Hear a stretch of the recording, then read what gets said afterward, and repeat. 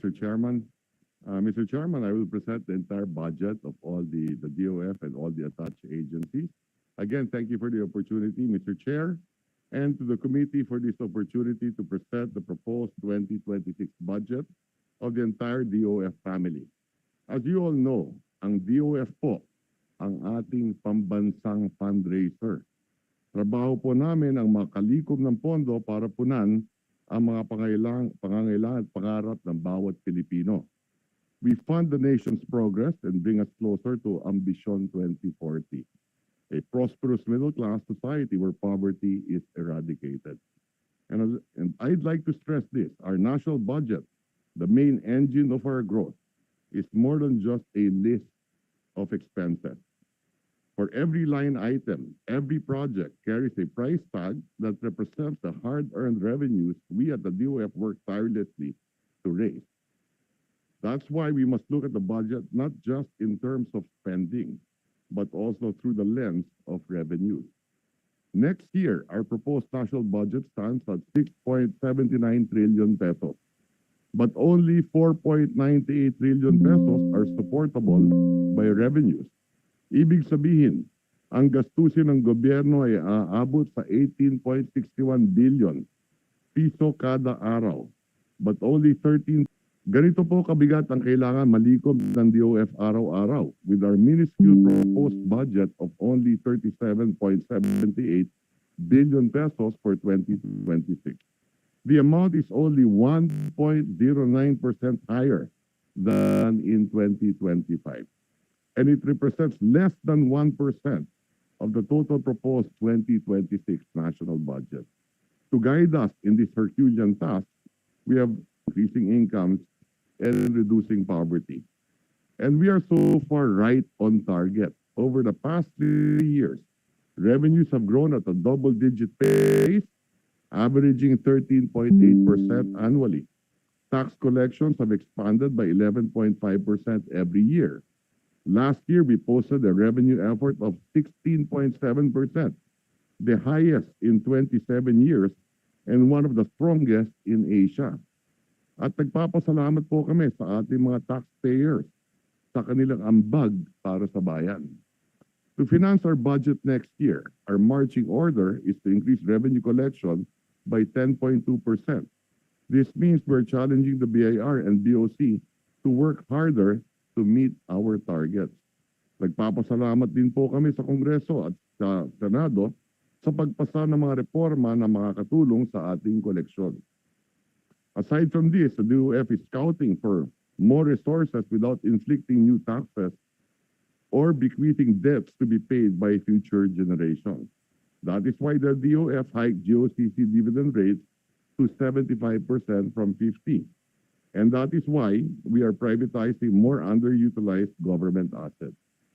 Our fiscal discipline has earned us a credit rating upgrade and positive outlook from international agencies. Patunay po ito na malakas ang kumpiyansa ng mga investor sa ating ekonomiya. And the DOF will continue to safeguard this high rating by staying true to our fiscal consolidation plan.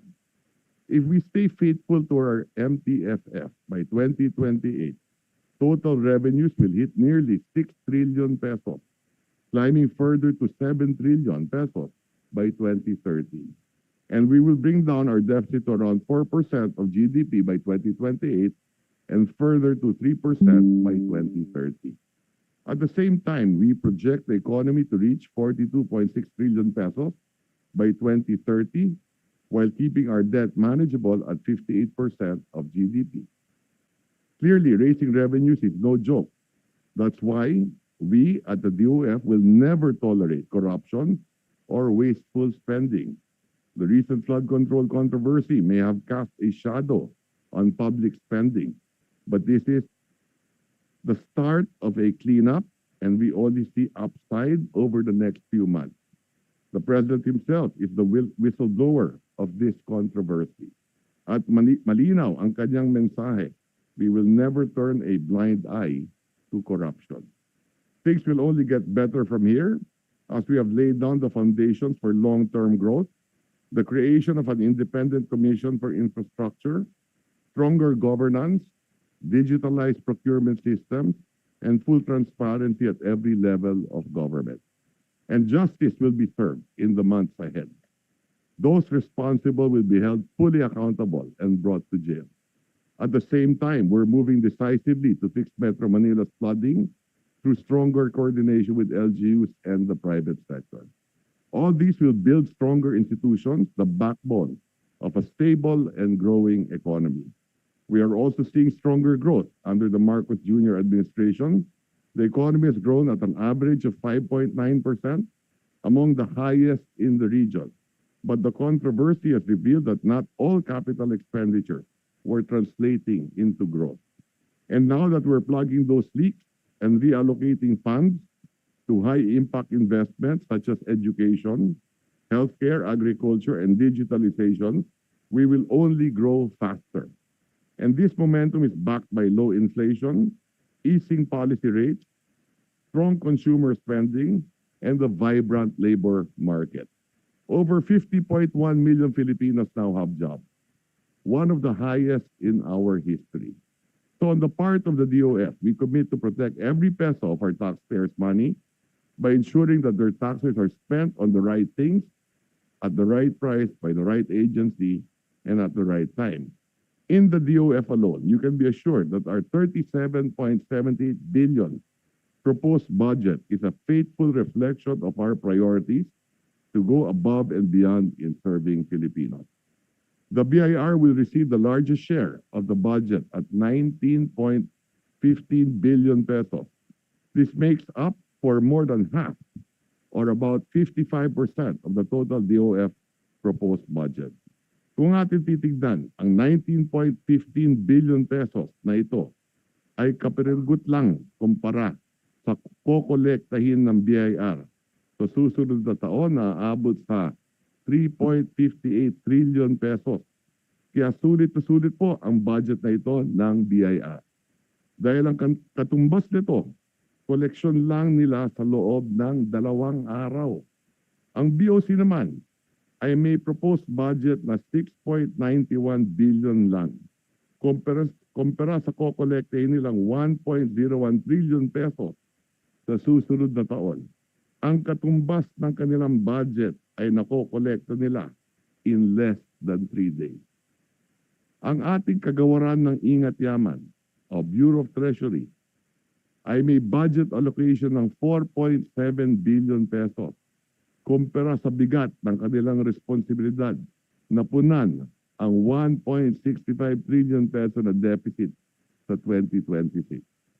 In terms of allocation, about 45% of our proposed budget under new general and automatic appropriations goes to personnel services, 38% to MOE, percent to capital outlays, and less than 1% to financial expenses. This allocation reflects our focus on workforce upskilling and digital infrastructure. Digitalization and modernization initiatives remain a high priority across all agencies with a total budget of 6.9 billion pesos. We will transform processes, integrate systems, and deliver faster, more efficient services. Now, allow me to talk about the specific budget proposals of each DOF agency. The BIR's budget is 8.3% higher than this year's GAA, totaling 19.15 billion pesos. This is driven by the personnel compensation adjustments under EO 64 and increased operating costs. The BOC's budget will decrease by 25.5% to 6.9 billion pesos, mainly because its 2021 rewards and incentive fund amounting to 3.6 billion pesos has been moved to the automatic appropriations under this year's GAA. The Bureau of Treasury's budget is 4.7 billion pesos, 27.3% lower than in 2025, due to the reclassification of the insurance premiums on government assets to the unprogrammed appropriation.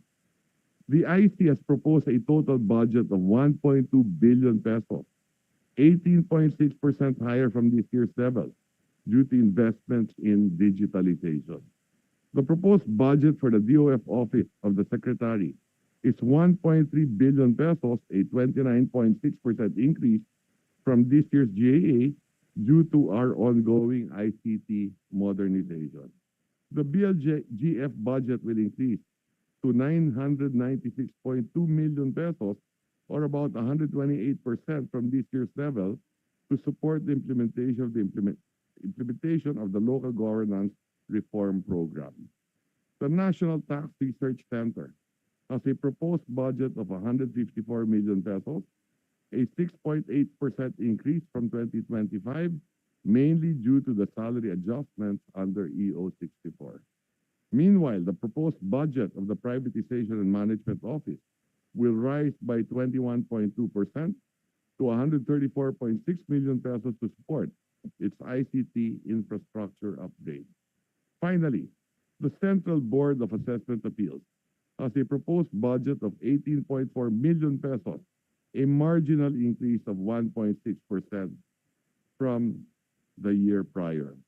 As I close, let me assure the honorable members of this committee that this budget proposal adheres to the highest standards of fiscal discipline.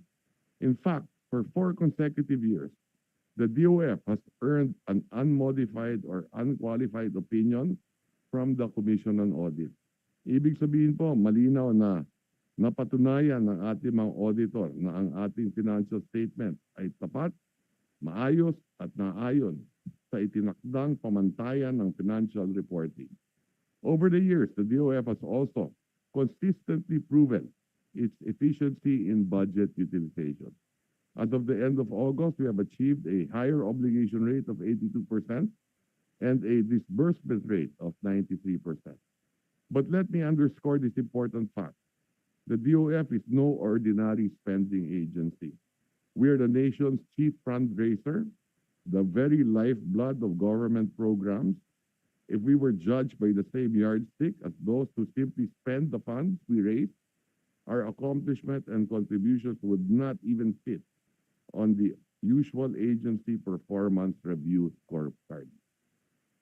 To end, let me give this committee my firm assurance every peso invested in the DOF and its attached agencies will not only return, but will multiply, doubling, tripling, even growing tenfold as it goes back to the Filipino people in the form of better infrastructure, better services, and better opportunities.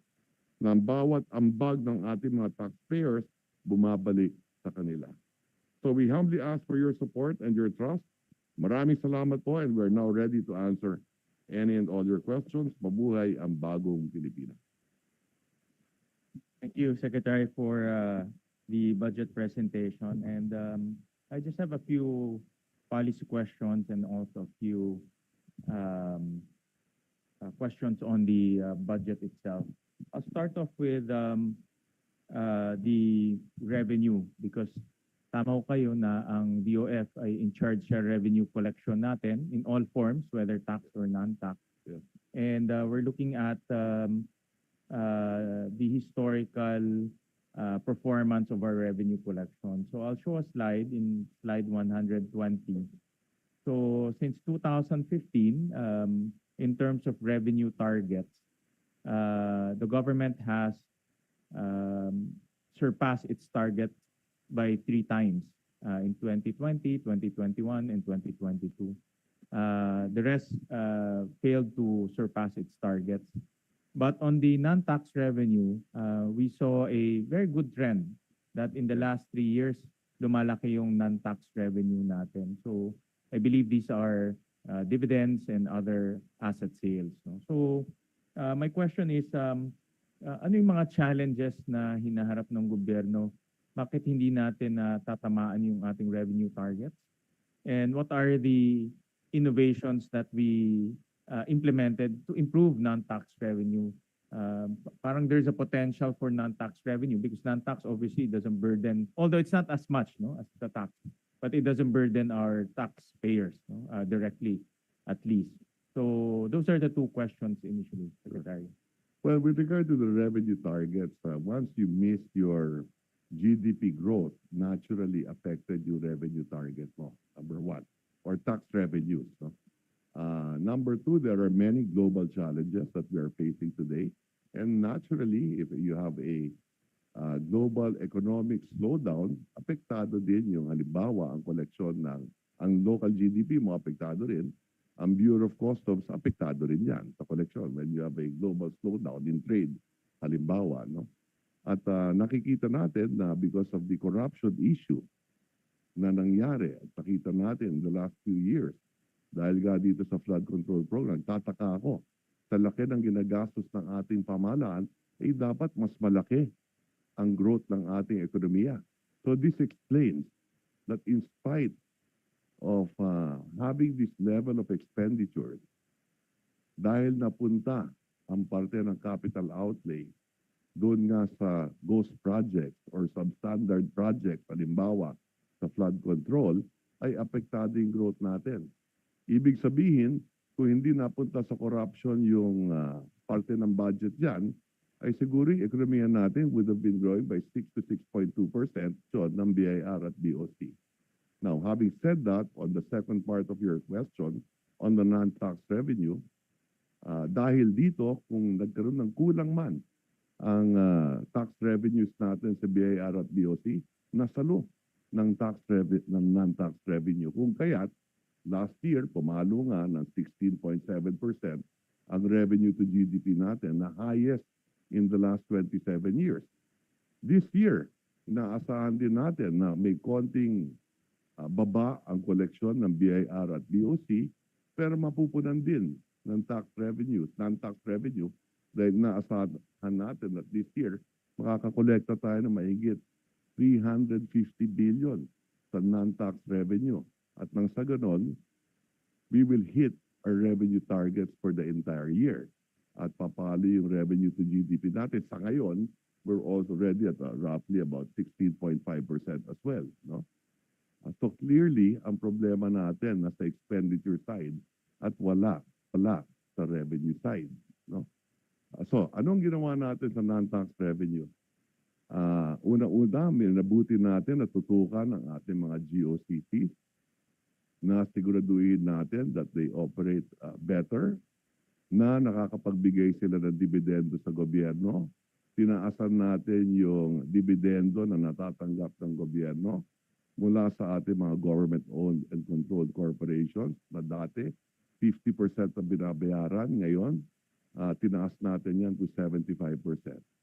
No? Ganun din, ang isang parte ng non-tax revenue, yung investments ng treasury, na malaki rin ang nakukuha natin na revenue stream dahil doon sa mga investments na yan. No? Na ang maganda dito, hindi natin binibisan ng taong bayan. Malaking bagay itong non-tax revenue natin. No? Pangatlo, yung fees and charges. So, lumalaki din ang collection natin sa fees and charges. So, ngayon, yung fees and charges naman, hindi nga tax yan, pero galing din sa taong bayan yan. Dahil fees and charges nga na nakokolekta ng gobyerno na galing sa mamamayan. No? Ang pang-apat dyan ay yung privatization. No? $36 million. No? Okay. Pero hindi pa yan kasama sa kwenta natin sa non-tax revenue for this year.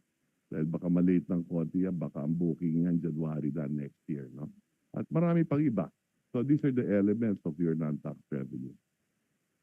Thank you, Secretary. And in your opinion,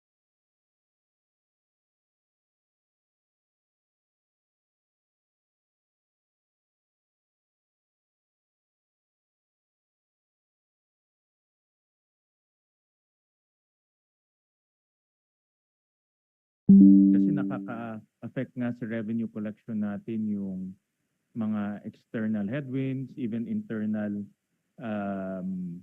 situation like corruption. In your opinion, ano ba yung, in your opinion and analysis, what are the top headwinds, whether internal or external, that can affect our revenue this coming 2026? Start domestically, internally. Posible magkaroon ng slowdown in growth itong third quarter because of all the reforms being initiated by our President. nasiguraduhin na magastos ng tama ang taxpayers' money in executing the budget as well. So, magkaroon ng posibleng slowdown ang economic growth natin dahil pag nag-slow down ang gobyerno sa paggastos, posible tamaan yung ekonomiya natin dito a bit. So, posible third quarter, fourth quarter, magkaroon ng konting slowdown. Posible hanggang umabot yan ng first quarter next year. And then, but the good news is that moving forward, lahat yan upside na. Kasi maayos natin yung problema. So moving forward, you will realize your full potential of growth. Meaning to say, pwede, based on our demographic data, based on we have a stable macroeconomic environment. Based on that, the economy can easily grow anywhere from 6 to 7%. Siguraduhin lang natin that we execute the budget properly at nagagastos natin ng tama ang pondo ng taong bayan. So this is the biggest threat, number one. Okay? The second biggest threat internally. Externally, maraming unpredictability.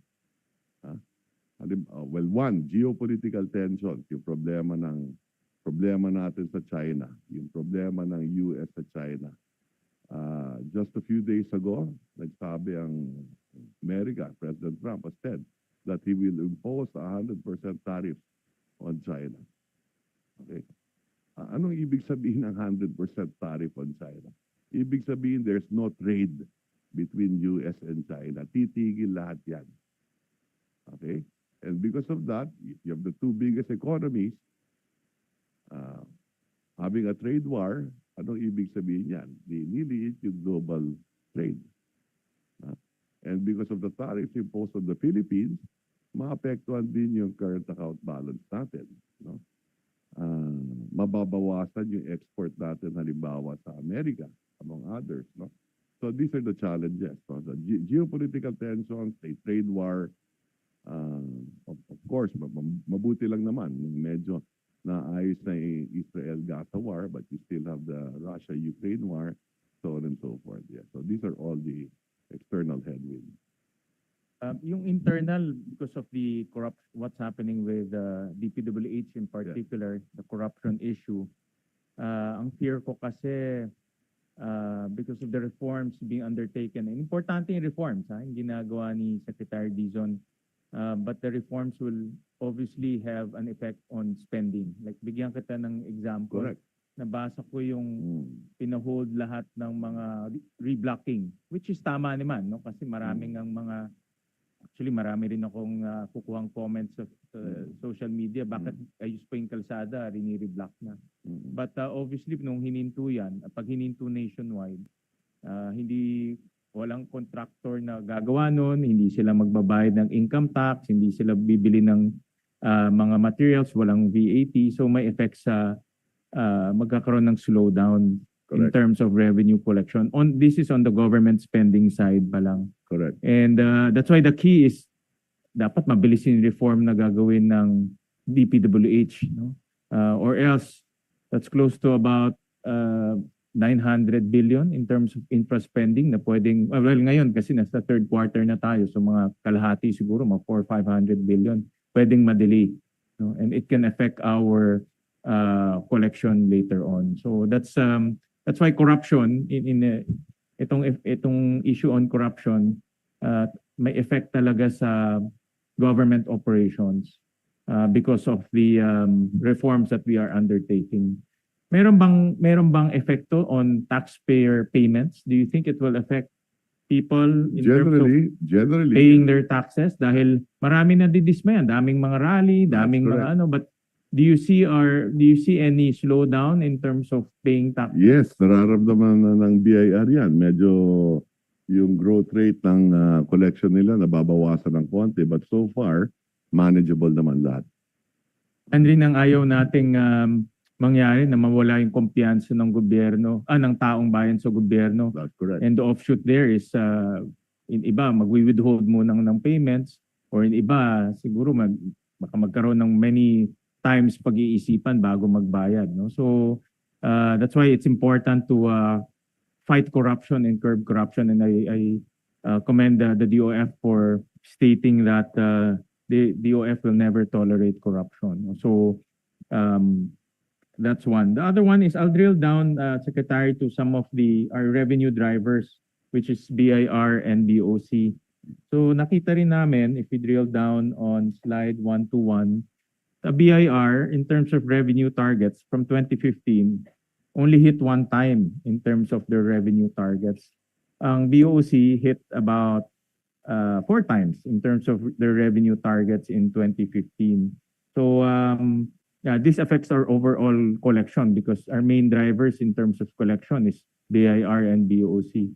So may I know from first BIR muna, kung ano yung nagiging challenges, bakit hindi na hit yung revenue targets, only once lang in 2020. And then later on to BOC. BOC is performing better, but then again, the best case scenario, lahat matamaan natin yung targets. No? So may I know from both agencies what are the challenges that they are encountering? How come we're not hitting the targets? So anyone who wants, Commissioner Lumagi, maybe you can start with that question.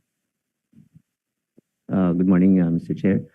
For BIR, I'm not sure about the data on for last year based on the slides, but for last year, we have a positive based on the DBCC target. So we were able to achieve the 2024 target. This is positive 2.7. Mali lang yung kulay. Yes. Kamali lang yung Okay. kulay. Thank you for the clarification. And also for 2023, I think the figure there is mainly because of because of the transition from the monthly VAT to quarterly VAT. That's why there's a problem with the data on 2022 and 2023 figures. But the challenge mainly is I think it's really more on number one is the illicit trades. We've been addressing that, and we've seen a higher collection since we started an aggressive approach on illicit trades, especially on excise tax collections on illicit tobacco. So we've seen a drastic improvement in terms of collections on excise taxes, especially with our collections from the vape industry, because previously there was really no payments from that industry, kaya naman na tumaas po ang ating ang collection po doon. Sa VAT din po tumaas din ang naging collection natin sa VAT. So essentially it's really just monitoring. We will be more efficient, and we're hopeful. For the first semester of 2025, we were attaining our targets for the first semester. So we're just continuing our aggressive approach on curbing illicit trades, and nagiging maganda yung aming collections, especially also collections from our rate or run after the tax evaders, and yung ating run after fake transactions, which saw a dramatic increase in VAT collections because of our program on that. So we intend to sustain our aggressive approach on illicit trades and other unlawful activities, and we're hopeful. But of course, with the challenges that were mentioned a while ago, for the second semester and the first quarter for next year, yan po talaga yung magiging challenge. But we're hopeful, we're positive that our targets will, our collection will perform better. Good you mentioned illicit trade because we had a hearing, I think early part of this year or late last year about illicit trade. And what we're seeing is excise tax collection on tobacco is going down. And there are information and also data being given to us that illicit trade is going up, no, in some parts of our country. In fact, in some areas, as high sa Mindanao, nakita ko yung data, as high as 80 to 90% of the products being sold in that area is from illicit trade. No? So for me, that's also one of the biggest threat in terms of revenue collection because if that goes unabated, talagang bababa at bababa yung collection natin sa tobacco. And we sent the DOF and some of the DOF agencies about the findings and some suggestions from the committee, one of which is to really intensify through a task force curbing illicit trade and also winning cases because nakita namin maraming nahuhuling BOC, marami nahuhuli Coast Guard, pero natatalo naman tayo sa kaso. No? So have you looked at, aside from focusing on illicit trade, what specific reforms is the BIR doing in terms of addressing illicit trade, specifically tobacco. Tobacco kasi ang pinakamalaki. And also vape. No? In vape kasi yung arbitrage between freebase and also yung nicotine salt. No? So yeah, we filed a bill to correct that arbitrage. But for now, ano yung mga reforms that BIR is doing in terms of curbing illicit trade? Mr. Chair, again, I'm not sure about the data, but perhaps the data that was mentioned, siguro that was prior to our aggressive stance against illicit trade on tobacco, that there was an increase in incidents of illicit trade. Pero po, since we started last year on our aggressive stance where we were able to raid a lot of factories and we were able to confiscate a lot of illegal or illicit cigarettes, our excise tax collections, especially for this year, from January to August, had an increase of 13.6%. And also, we were able to attain our goal for the excise tax. There's also our collection from tobacco products grew by 30.4%. or 25.63 billion pesos, which is essentially we have surpassed our target by 14.7%. So maganda po yung nagiging collection po natin sa tobacco since we started, and yun nga for August to August also 21 billion yung naging increase po natin. So effective naman po yung pagmo-monitor po natin sa mga illicit, a lot of things to do para mas makakolekta po.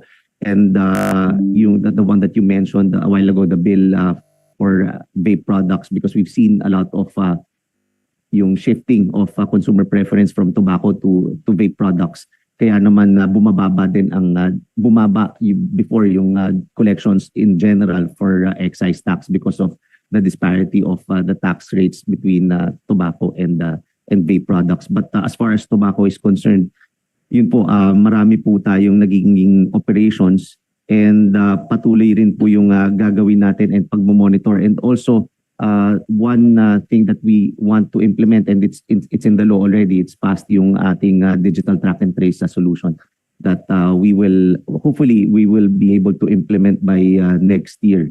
And it will greatly improve our monitoring capabilities once that digital track and trace solution is implemented.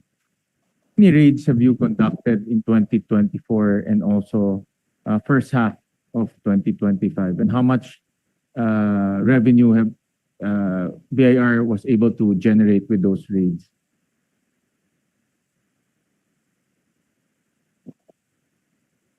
For me, kasi ito yung pinaka-biggest threat natin, illicit trade, in terms of revenue collection.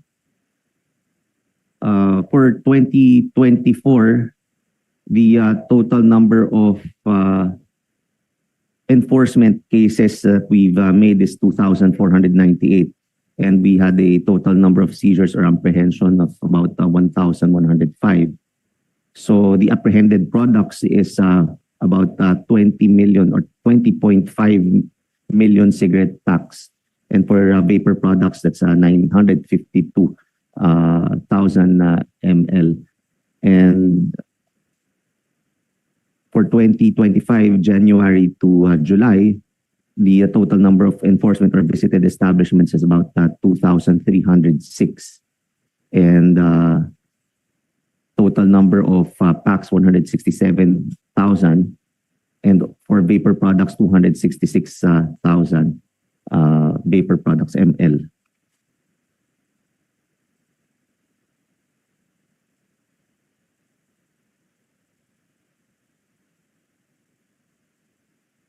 For 2024, 20 million lang ang value.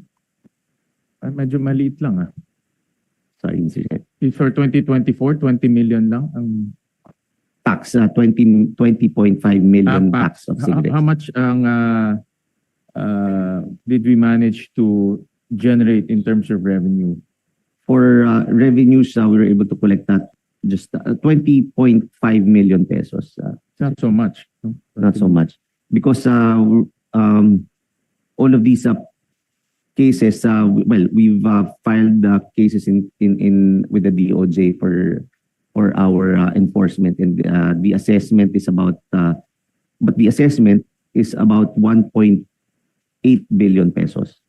1.8 billion. Yes, Mr. Chair.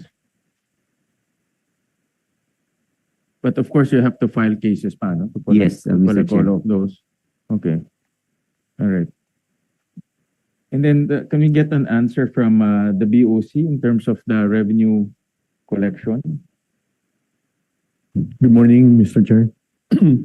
As an answer to the first question with regard to the challenges, and I'll also inject the solution side that we're undertaking.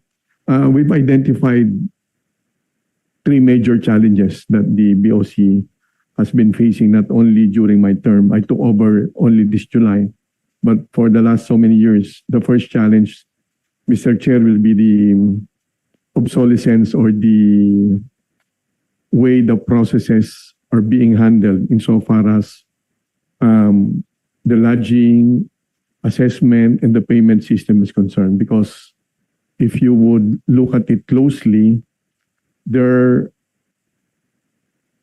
process would allow discretion on the part of the assessment side. Although we are using transaction value as the primary mode of getting the value of imports, but an obsolete or an old way of doing everything is vulnerable to being remiss on the actual collections that should be taken from the importer. So as a solution to this, we are now pursuing aggressively the full digitalization of the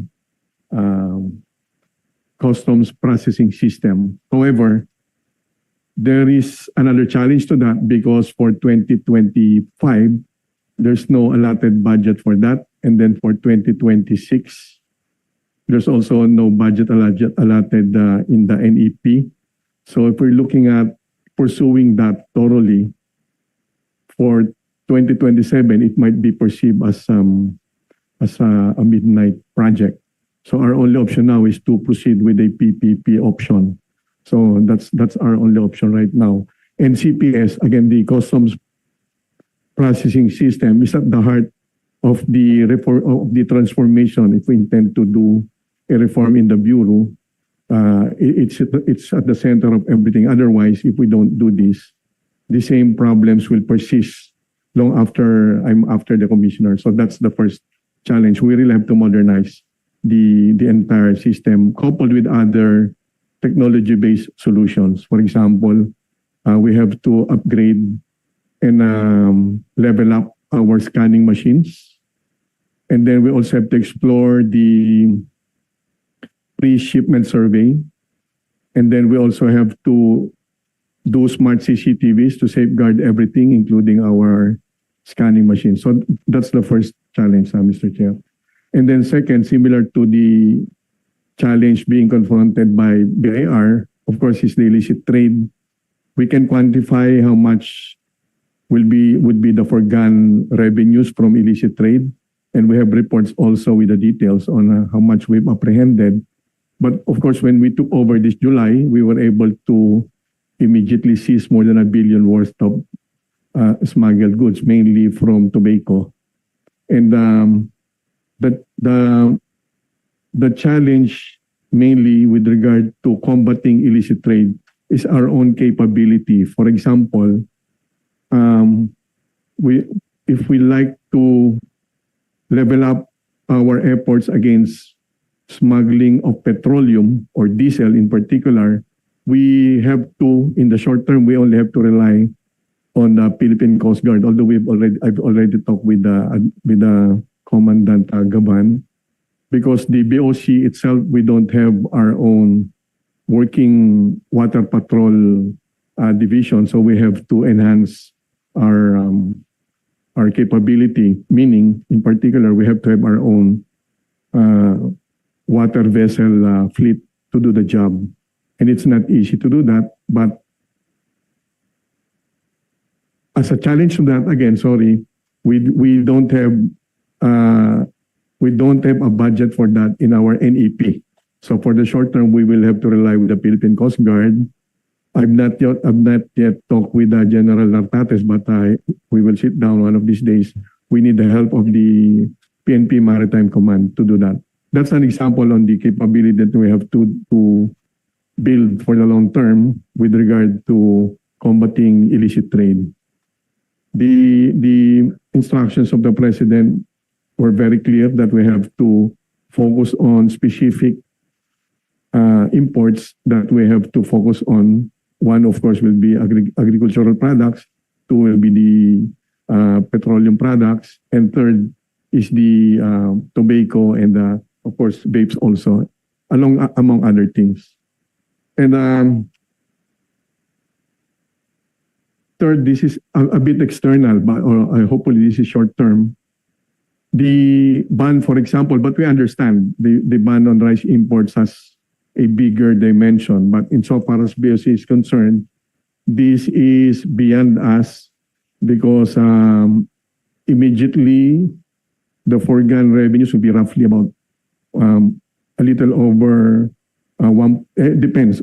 Based on the figures last year and this year, it's about 2 billion a month, between 1.5 to 2 billion a month, so about 6 billion or more, depending on the price of the market prices of rice for the next 90 days.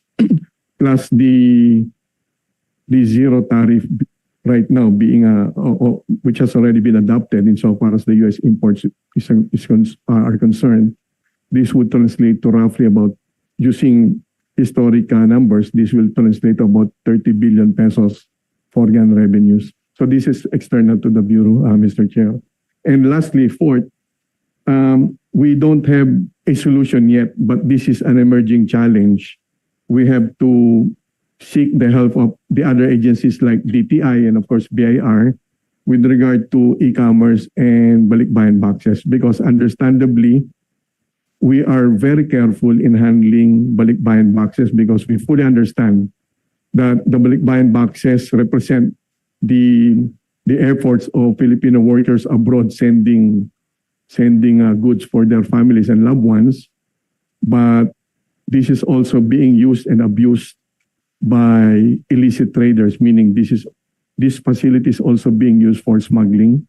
So we have a partial solution to that, like upgrading our scanning machines also to be able to do a 100% inspection of the balikbayan boxes. But we're very careful because we cannot just strip them down.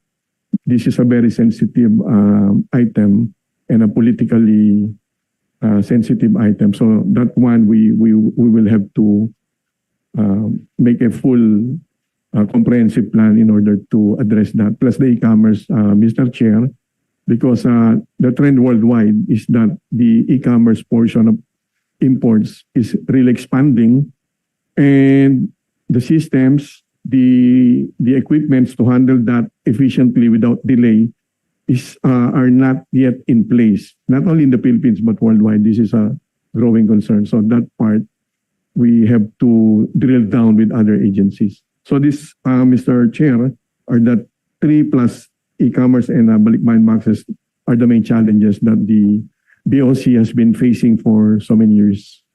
Well, there's a trend globally that to remove the de minimis amount. I think in the US that's now a conversation because it's being used to evade paying taxes. Yes, So I think that's also one thing that we need to look at. Ang problema doon is it will take a lot of manpower to inspect. And that will delay many of the products. Also additional burden not only on the taxpayer but also on BOC. But that's something, a concept that because of e-commerce. E-commerce kasi ngayon is now almost half or more than half of global trade. So that should be looked at also.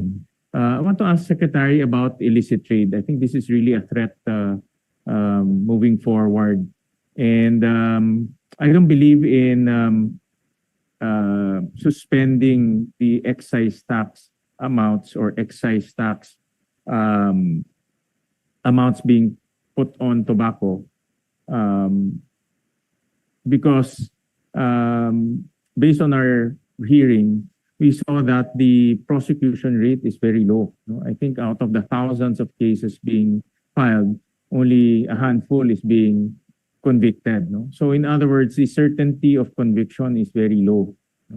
So marami nagpapasok kasi alam naman nila hindi sila makukonvict. Mahuhuli yung kanilang produkto, but we all know that the prices of illicit trade versus legitimate products are almost 4 or 5 times higher. If the cost is only 20 pesos, they're selling it 100 pesos, 140 pesos. So kahit na mahuli isang shipment, basta wag lang makulong, tuloy-tuloy pa rin sila.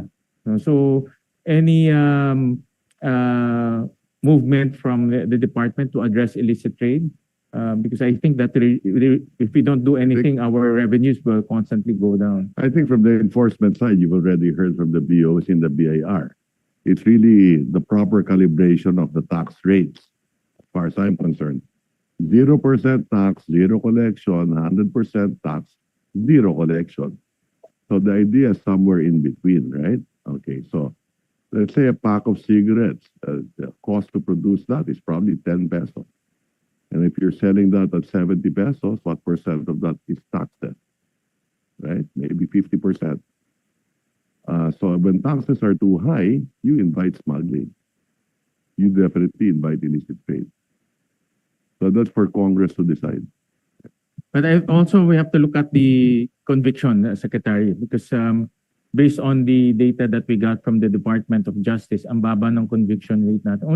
Literally only a handful. No? That angle should also be looked at because even though we seize, naguhuli sila, araw-araw may pinafile na case, but if we don't convict, wala rin. Hindi sila matatakot eh. I agree totally with the statement of the chairperson of this committee. Yeah. I suggest that the department look at that entire chain from seizure all the way to conviction. Yeah. Yes, we will look into it, but like I said, it's also outside our bakuran, so to speak, with regard to the Department of Justice. But yes, we're working with them as well.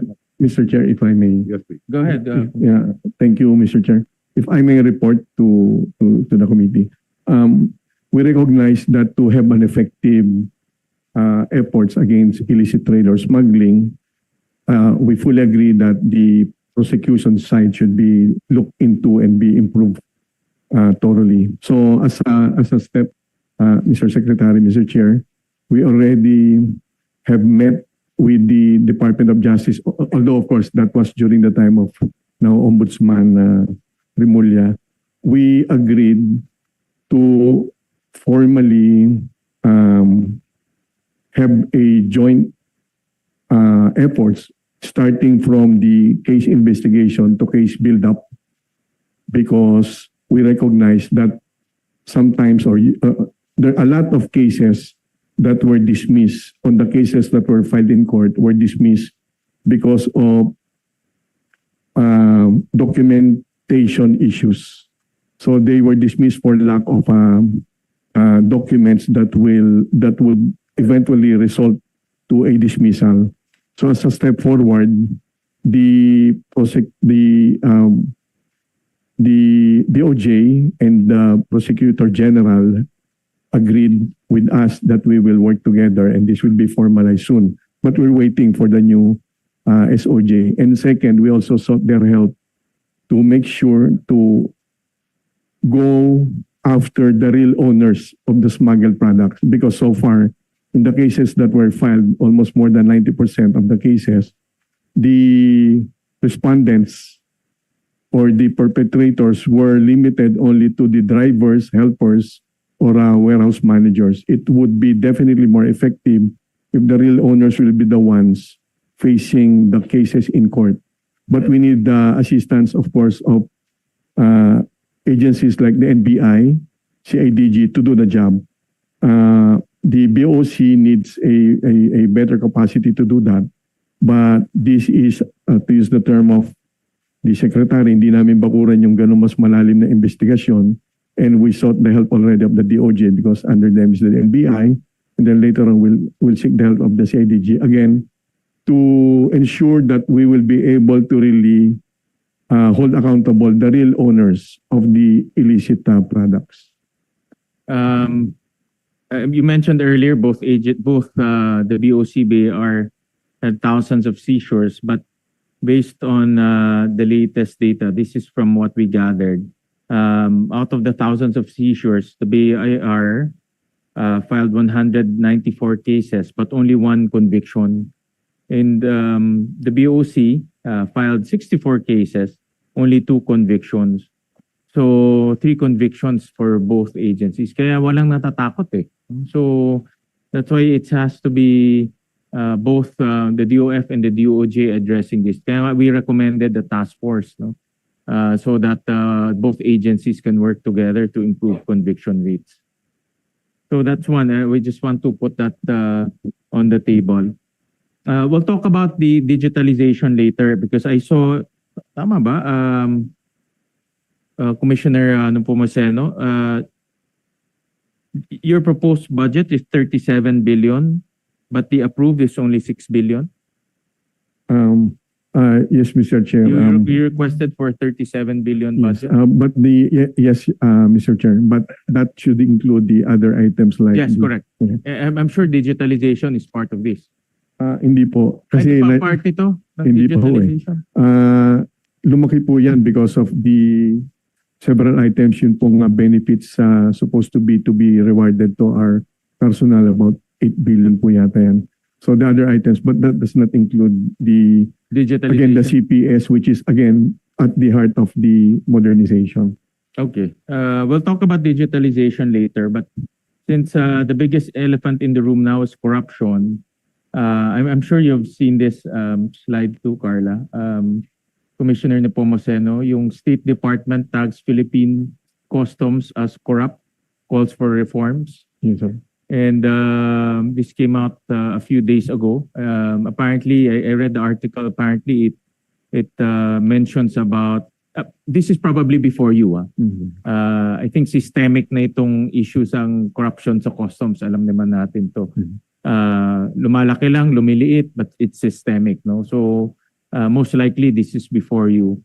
And I read the article in this news item.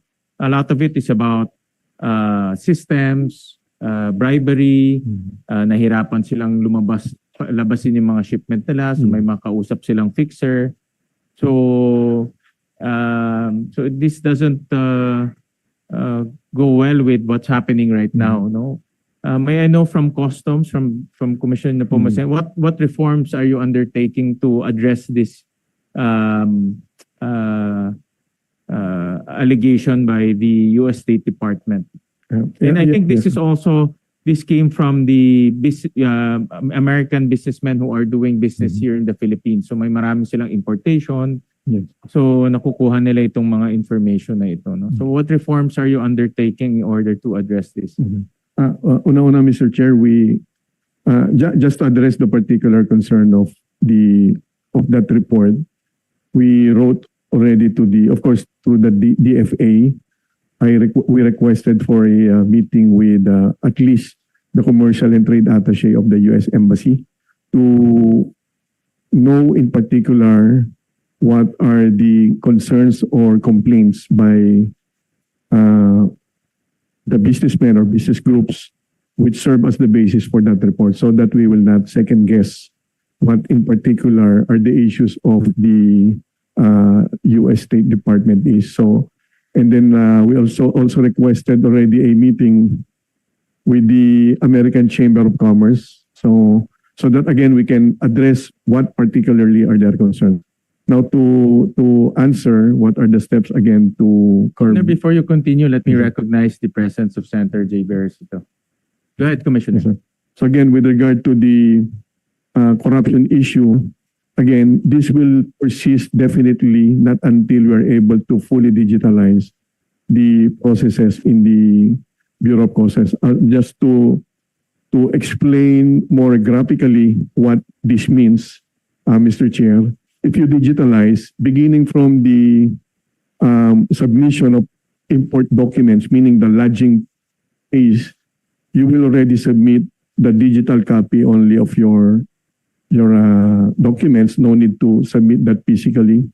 And then in the assessment, up to the payment, it will be digitalized, probably even exploring AI or even blockchain in the future, so that there will be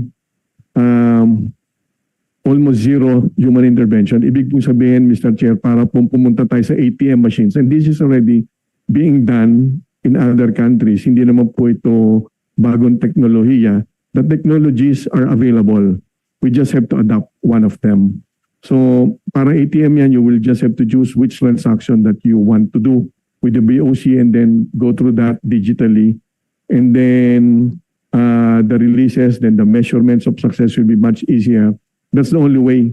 All the others will be just to support and lessen corruption in the near term. But again, without fully digitalizing, I'm overemphasizing that, Mr. Chair, without fully digitalizing the processes, the 100% processes in the BOC, these problems hounding us, the corruption issues will definitely persist. So we just have to do that. Fully support your call for digitalization, Commissioner Nepomuceno. In fact, that's the only way. Yeah. Na wala naman ibang paraan to eliminate corruption in the customs, BIR, and other agencies but to digitalize, no? Reduce or eliminate human intervention. In fact, I had the opportunity of visiting sa Singapore, yung kanilang customs facility. Nung pumunta ako, walang tao.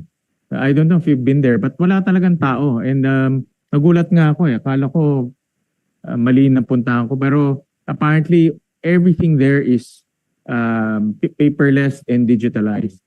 And they really eliminated human intervention. You just go there if you have a problem, but everything is done online.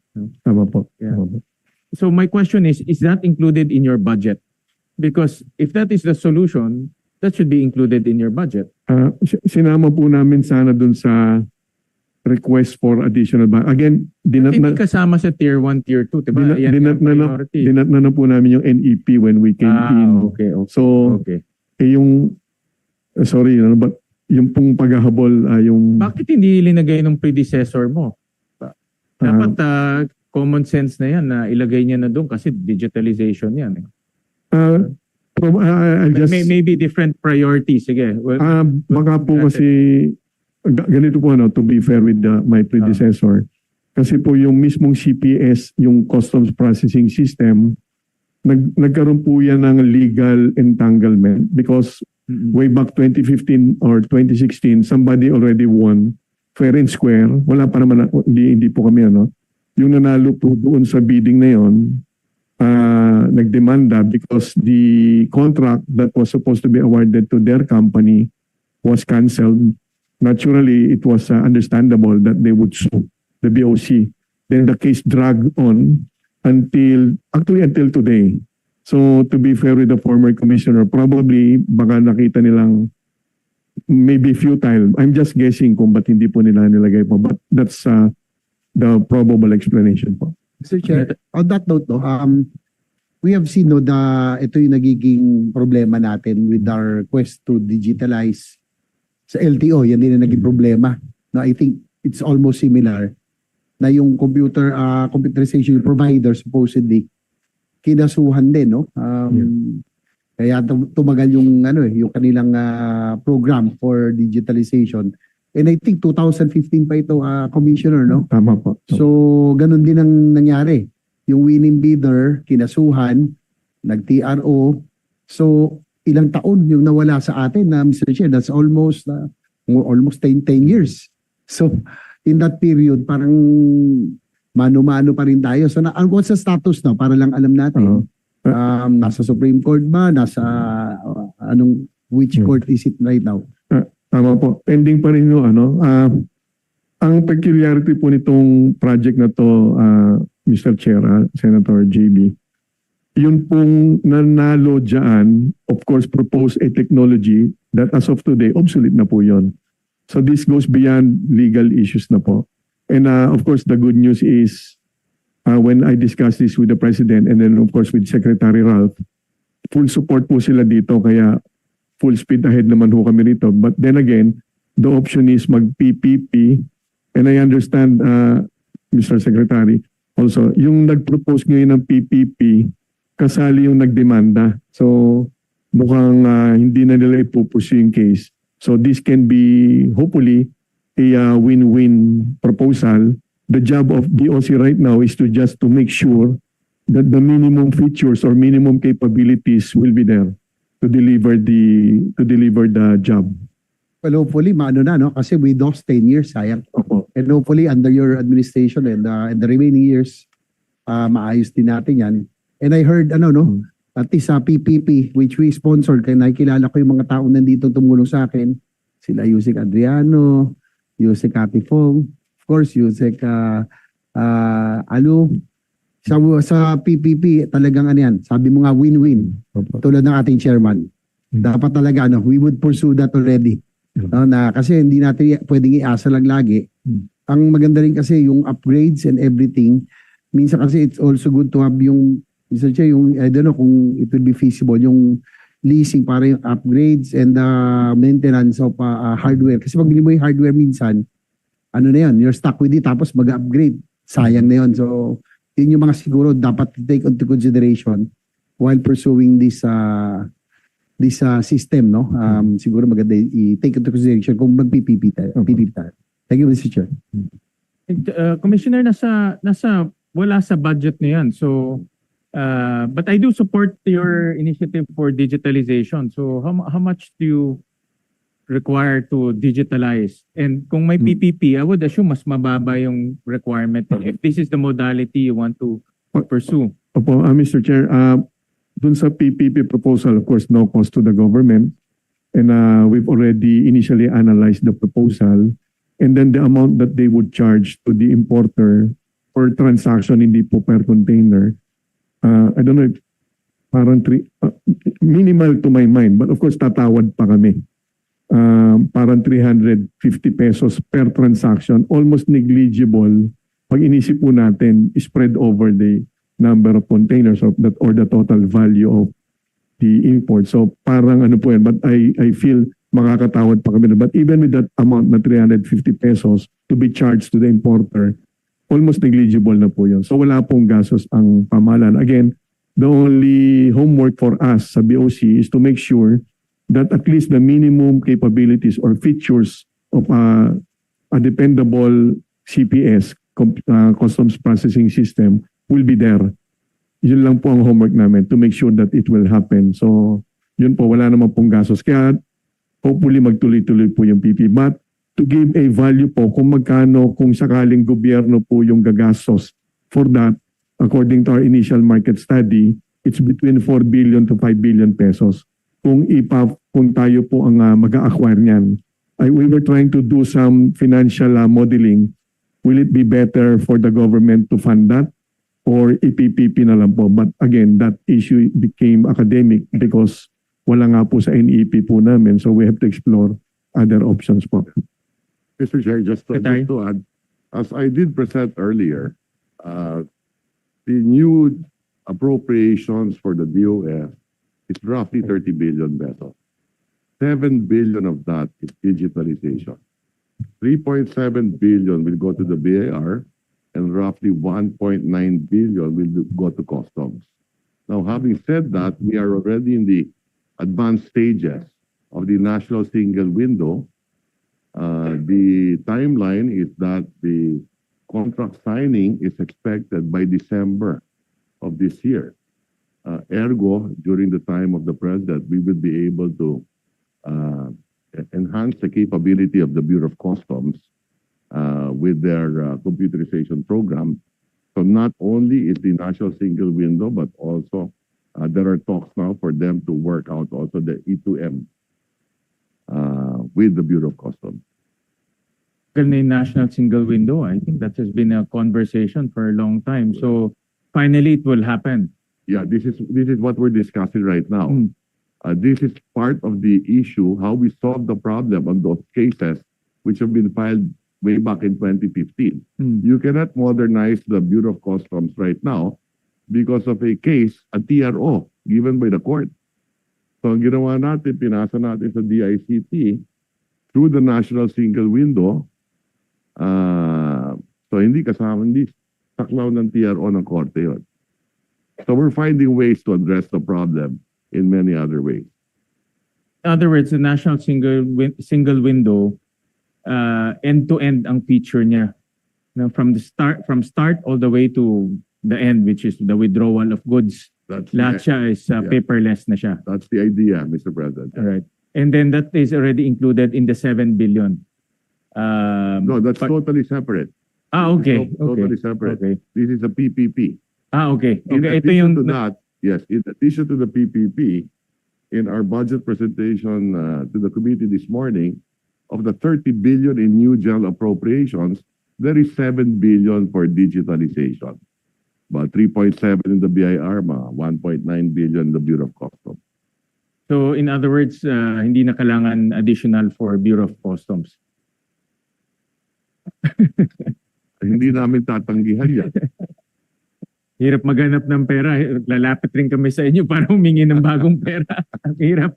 Mahirap. But we would welcome So, as proposal. presented earlier, Yeah. yung collection ng BIR, isang araw lang, yun ang mapupunta sa kanila, yung 364 days sa national government na.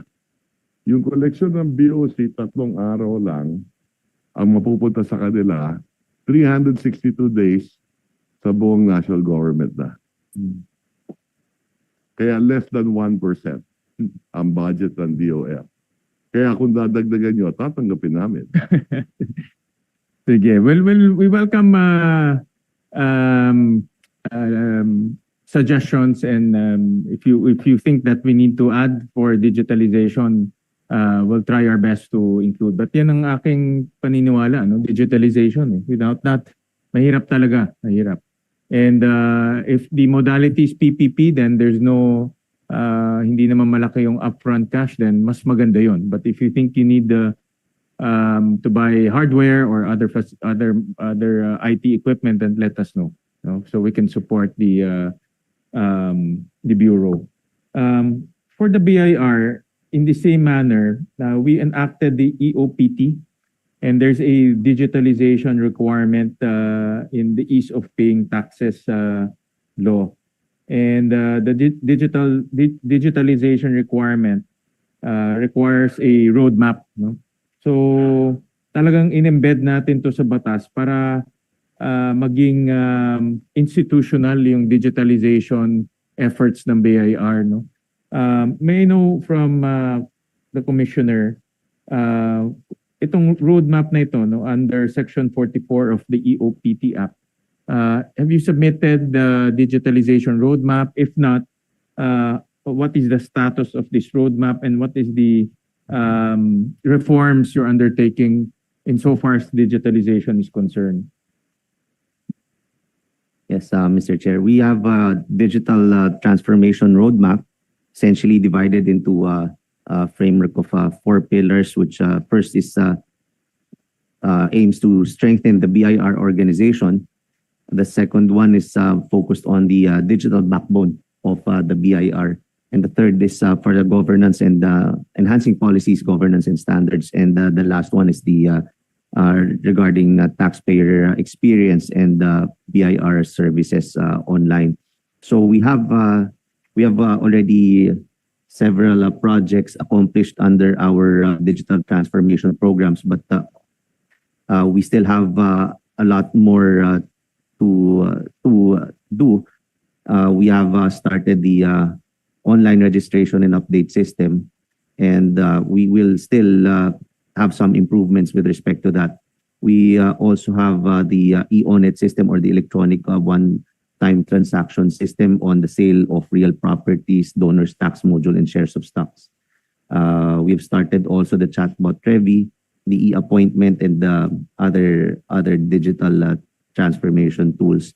But again, we have to still develop a lot of projects to ensure more to address the transparency and of the entire system. So our roadmap, we have until 2030 to complete our digital transformation journey.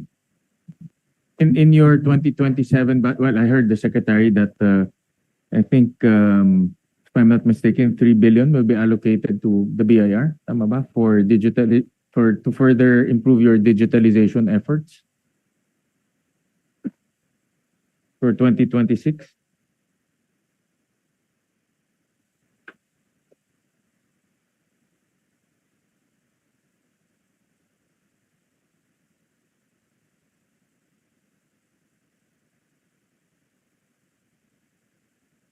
Yes, Mr. Chair, 3.7 billion pesos.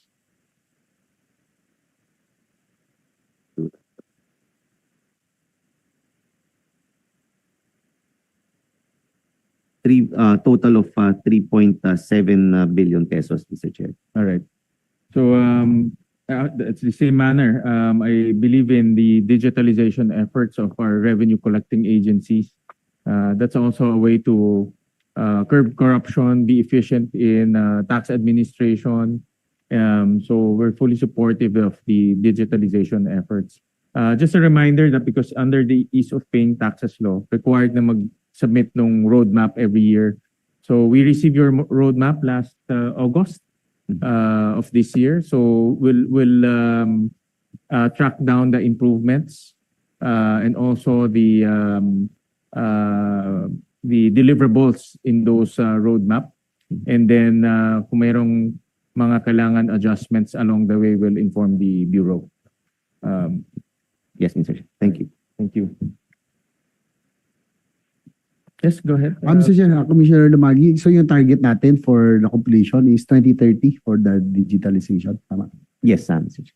So wala naman kayong just like a BOC and the LTO, yung mga nagkaroon ng legal problems, na nagkaroon ng cases yung nanalong bidder sa BIR? So far, wala naman po. Sana wala naman. Because that hampers, imagine 2015 pa yung sa BOC, we're already 2025, so 10 years, hopefully sa BIR, wala, no? Okay, yes, thank you. Thank you.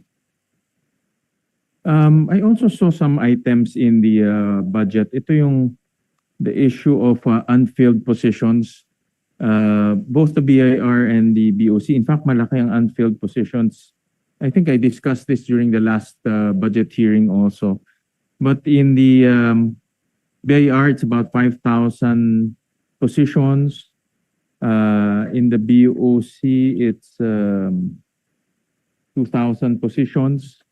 How come it's for the BIR? How come it's still a problem to fill all the authorized positions? Of course, it will affect also your efficiency. It will affect your revenue collection. The more people, the more that we will be more efficient. So anong nagiging challenges? Bakit 5,000 sa BIR and 2,000 sa BOC ang unfilled positions? Yes, Mr. Chair, that has been a problem ever since because primarily for two reasons. First is the salaries of the BIR officials are very low compared with other government agencies. If you will compare our salaries with other government agencies of similar position like lawyers or even accountants, they pale in comparison.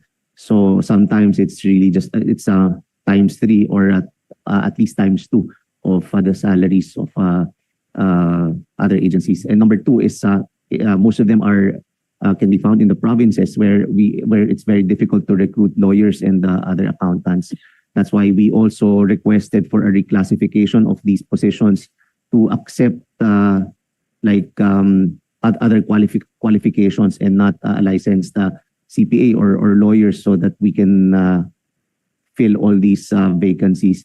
But I think that's ongoing with civil service, and I'm not sure if we will be permitted to hire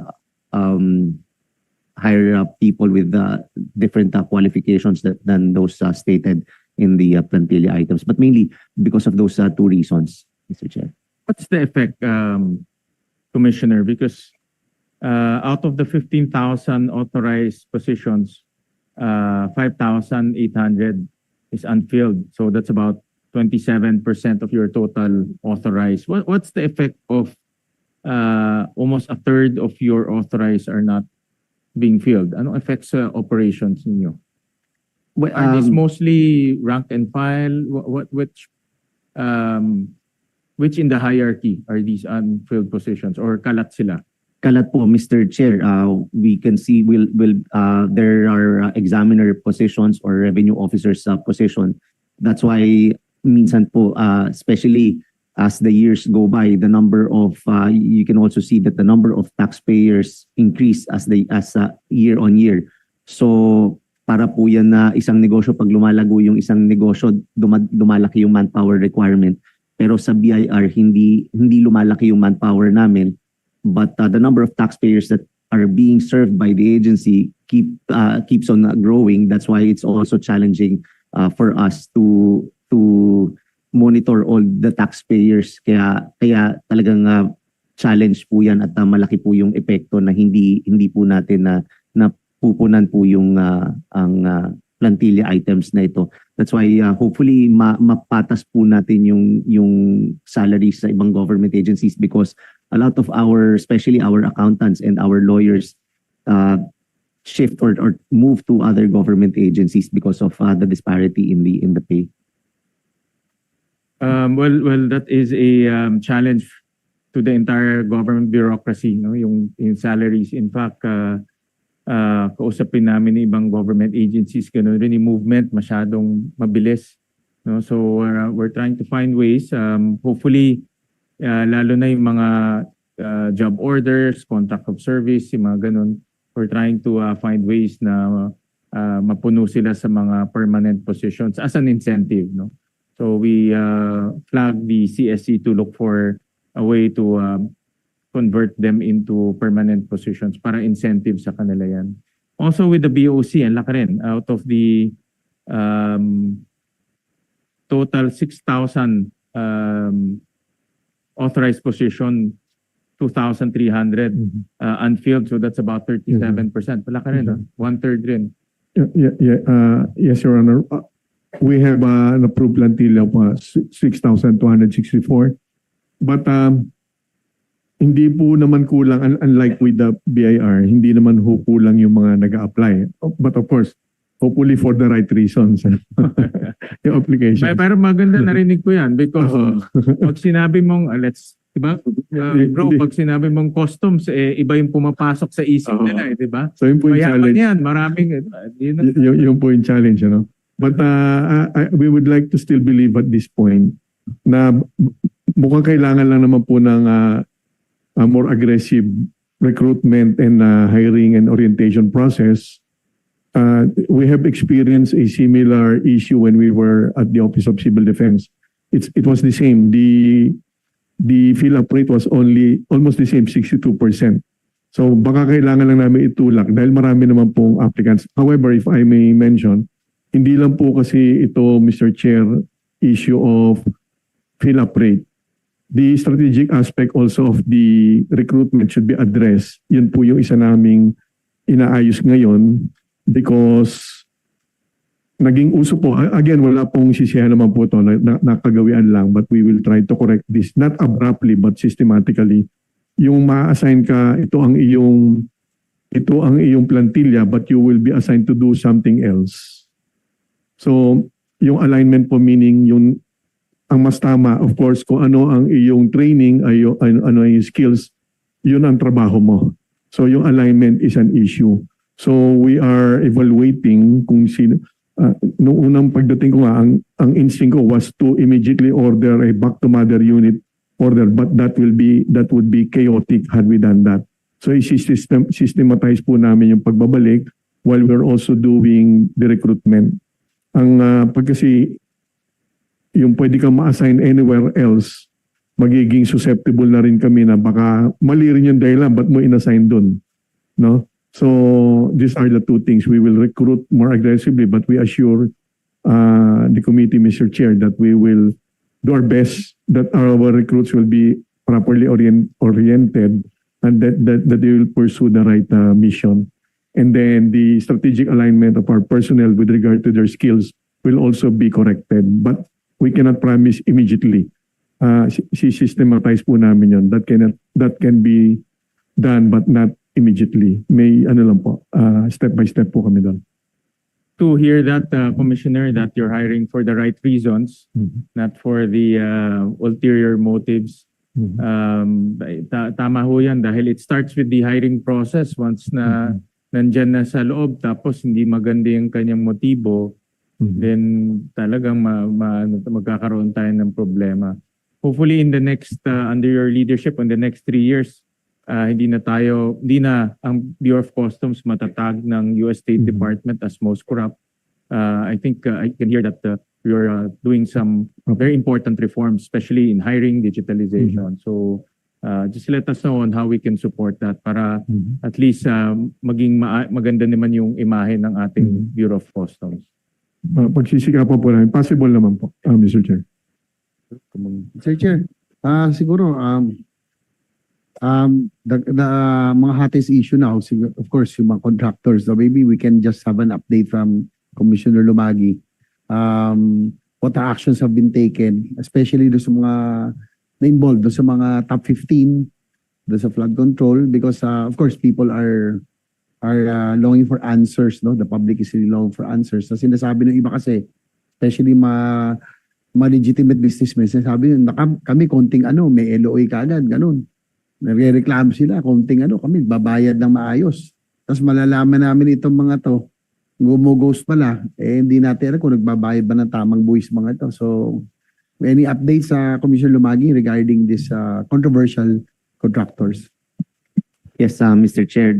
Last week, we filed the first criminal case against the Discayas and St. Gerard, one of the companies of the Discaya, for tax evasion amounting to 7.1 billion pesos. So that's the initial batch para po sa mga nagtatanong or nagtatanong bakit Discaya lang po yung finailan. That's again inuulit po namin, ito lang po yung unang kinasuhan at ito lang po yung unang natapos at patuloy pa rin yung ginagawang investigation or pag-audit doon sa mga iba pang contractors involved, and we're also looking into other personalities involved dito sa na to, and rest assured that patuloy yung gagawin natin na pag-audit.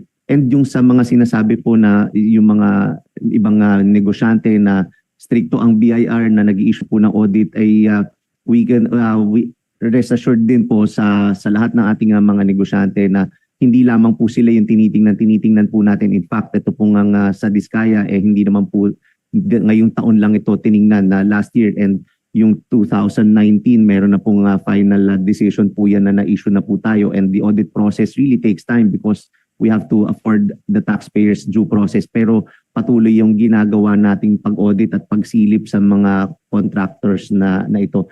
And especially for government contractors po kasi, malaki rin po yung nagiging compliance po niyan in terms of total overall tax payments because of the withholding taxes being done by the DPWH. Kaya po talagang malaki rin ang tax payments. Kaya po sa mga nagtatanong rin po na bakit hindi nasisilip ng BIR dahil kung wala bang red flag yan, ay initially po malaki po ang tax na binabawas ng DPWH bago bayaran ang mga contractors na to, whether the contracts have been done correctly or ghost man yan, malaki po yung tax na nabayaran. Because initially bago pa sila makakuha ng payment from DPWH ay nakaltasan na sila both for income tax and the value added tax. So yan po.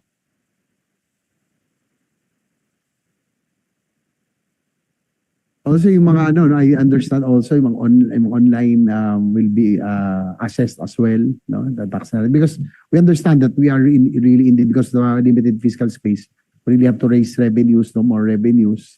Kaya nga siguro maraming umaangal because of your aggressive effort, no, to raise more revenues for the priority programs of government. Yung pong pati po yung mga influencers, no, pati nga po sila may mga umaangal ako nakasama na they are also being assessed, no, pero siguro naman I hope that there will be yung pong basis na lang po siguro on computing the taxes para lang they don't feel that they are being singled out. Yun po. Ano mga update po, Commissioner? Social, mga influencers, tapos yung online also, yung mga ibang yung mga unconventional sources of revenues, ang mga bagong sources natin. Yes, Mr. Chair, because especially during the pandemic, tumaas po yung lahat po ng transactions online na for yung mga online transactions, and of course yung ating mga digital content creators, social media influencers, dyan po talaga umusbong yan. And what we did was the first is education muna. When we started, hindi naman agad natin talaga sila hinabol. It's really, we actually nagpatawag po tayo ng mga meetings sa lahat ng mga different associations ng mga online sellers and mga social media influencers to educate them that they have obligation to register and pay taxes, kasi po naiintindihan po natin na marami rin po sa kanila na nagkaroon lang ng kita, nag-register, pero hindi nila alam yung kanilang obligasyon na kinakailangan palang magrehistro. Kaya naman yan po yung naging initial na focus po natin, to educate them, and then eventually yung iba po talagang hindi nagre-register. That's why we have to resort to our official official audit on them. Siguro is pang point, Mr. Chair, two BIR officials were recently arrested during entrapment operation of NBI over an alleged scheme to solicit a kickback from a corporation. So, Commissioner, this kind of news further deteriorates our people's trust to the government, no? Because of the scandal, this flood control scandal is the biggest scam probably, one of the biggest or probably the biggest scam that has hit government. And it erodes or deteriorates our people's trust in government, especially in the ongoing investigation. So, are there reports of similar incidents, and how does the leadership of BIR ensure that personnel do not engage in schemes of corruption? Sabi nga ni Chairman Win, pag sinabing BIR, BOC, parang naiisip kagad maraming pera. So, do you what steps do you take? Does the agency undertake so that yung mga ganito pong pagdududa ay ma-address natin?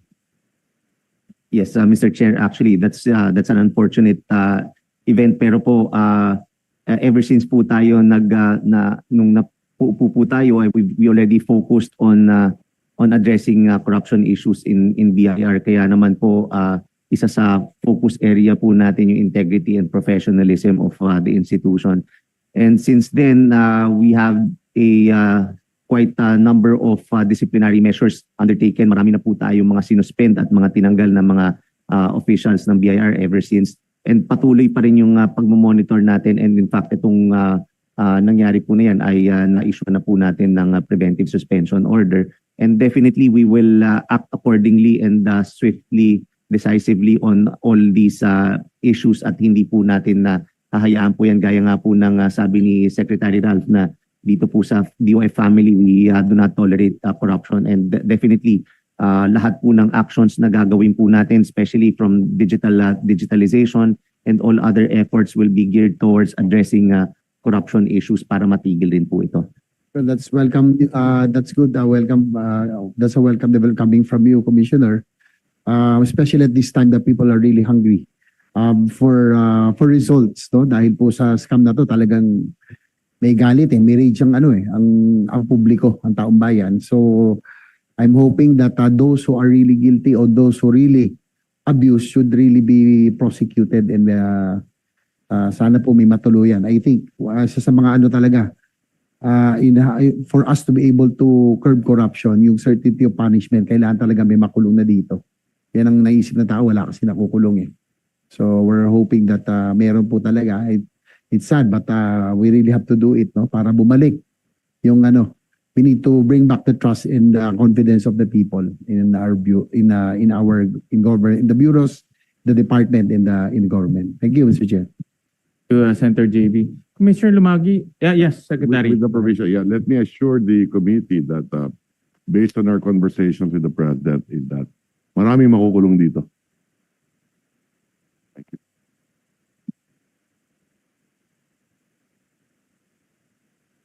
Commissioner Lumagi, itong kanina nabanggit ni Senator JV yung mga LOA at ako marami rin ako nakakausap mga MSMEs typically. What's the fastest way to report to you or to report to your investigative body mga erring BIR officials who are abusing their position? Anong pinakamabilis na ipaabot sa department? I commend you for investigating, suspending, even removing some of the corrupt officials. Pero dapat tuloy-tuloy ito no? And importante, umaabot sa inyo or umaabot doon sa mga disciplinary officers ninyo. So what's the fastest way for them to... Iba kasi natatakot diba? Kasi pag nag-report, baka balikan. Diba? Yun ang kanilang kinakatakutan. So importante rin yung certainty of reporting na pag report umaabot talaga sa inyo or else baka ma-report, babalikan sila. No? So what's the fastest way? Well, thank you for that. We part of our integrity and professionalism nung ginawa po natin na program na ito is to make sure that there's a dedicated avenue to submit complaints. And isa po dyan yung sa chatbot po natin. Sa website po, meron pong chatbot dyan si Revi. Nasa lower right portion yan ng website natin. There's a feature there that you can submit complaints not just against taxpayers kasi meron din po yan yung mga if you know of some tax evaders, you can also submit complaints against yung mga tax evaders, but also against erring officials. So meron po doon and also pwede rin po doon sa email at yung commissioner@bir.gov.ph tumatanggap din po tayo dyan. So that's why yan po nakikita po natin and especially if complete yung ating information and documents to support the complaint, definitely we will act on those complaints. Sometimes the reason why we were not able to act on the complaints is because wala naman laman, nagrereklamo lang tapos entirely allegations and we cannot make any follow-ups because even the identity and even the information and contact details are not true. Kaya medyo it's difficult for us to follow up on the complaints. Pero kung kumpleto po yan, definitely marami po tayong complaints na actionan and definitely it will result in disciplinary measures, commensurate disciplinary measure.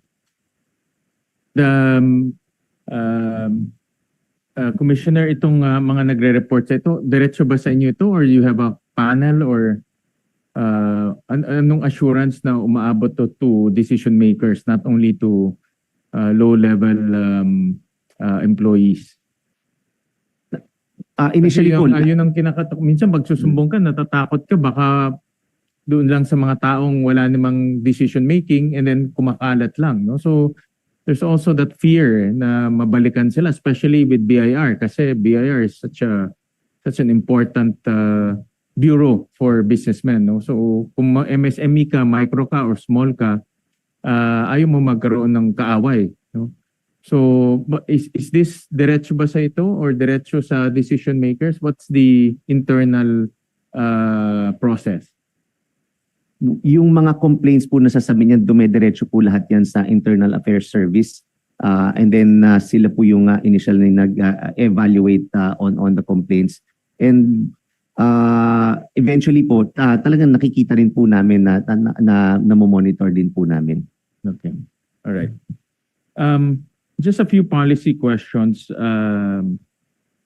Commissioner. Itong balikan ko ulit yung ease of paying taxes. Meron dito under Section 3 classifications of micro, small enterprises. And we really focus on micro and small, no? Dahil nga marami sila. I think there are about 80 to 90% of our registered businesses. Have we classified them already? Na-classify na ba yung micro and small businesses? And then in the law also, they will be accorded with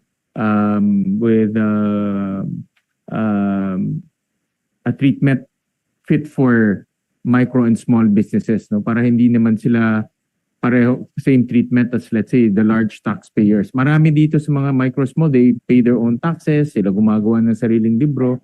Unlike yung mga malalaki, they have accountants and accounting firms. So ano na ba ito? Na fulfill na itong Section 3 of the EOPT Act?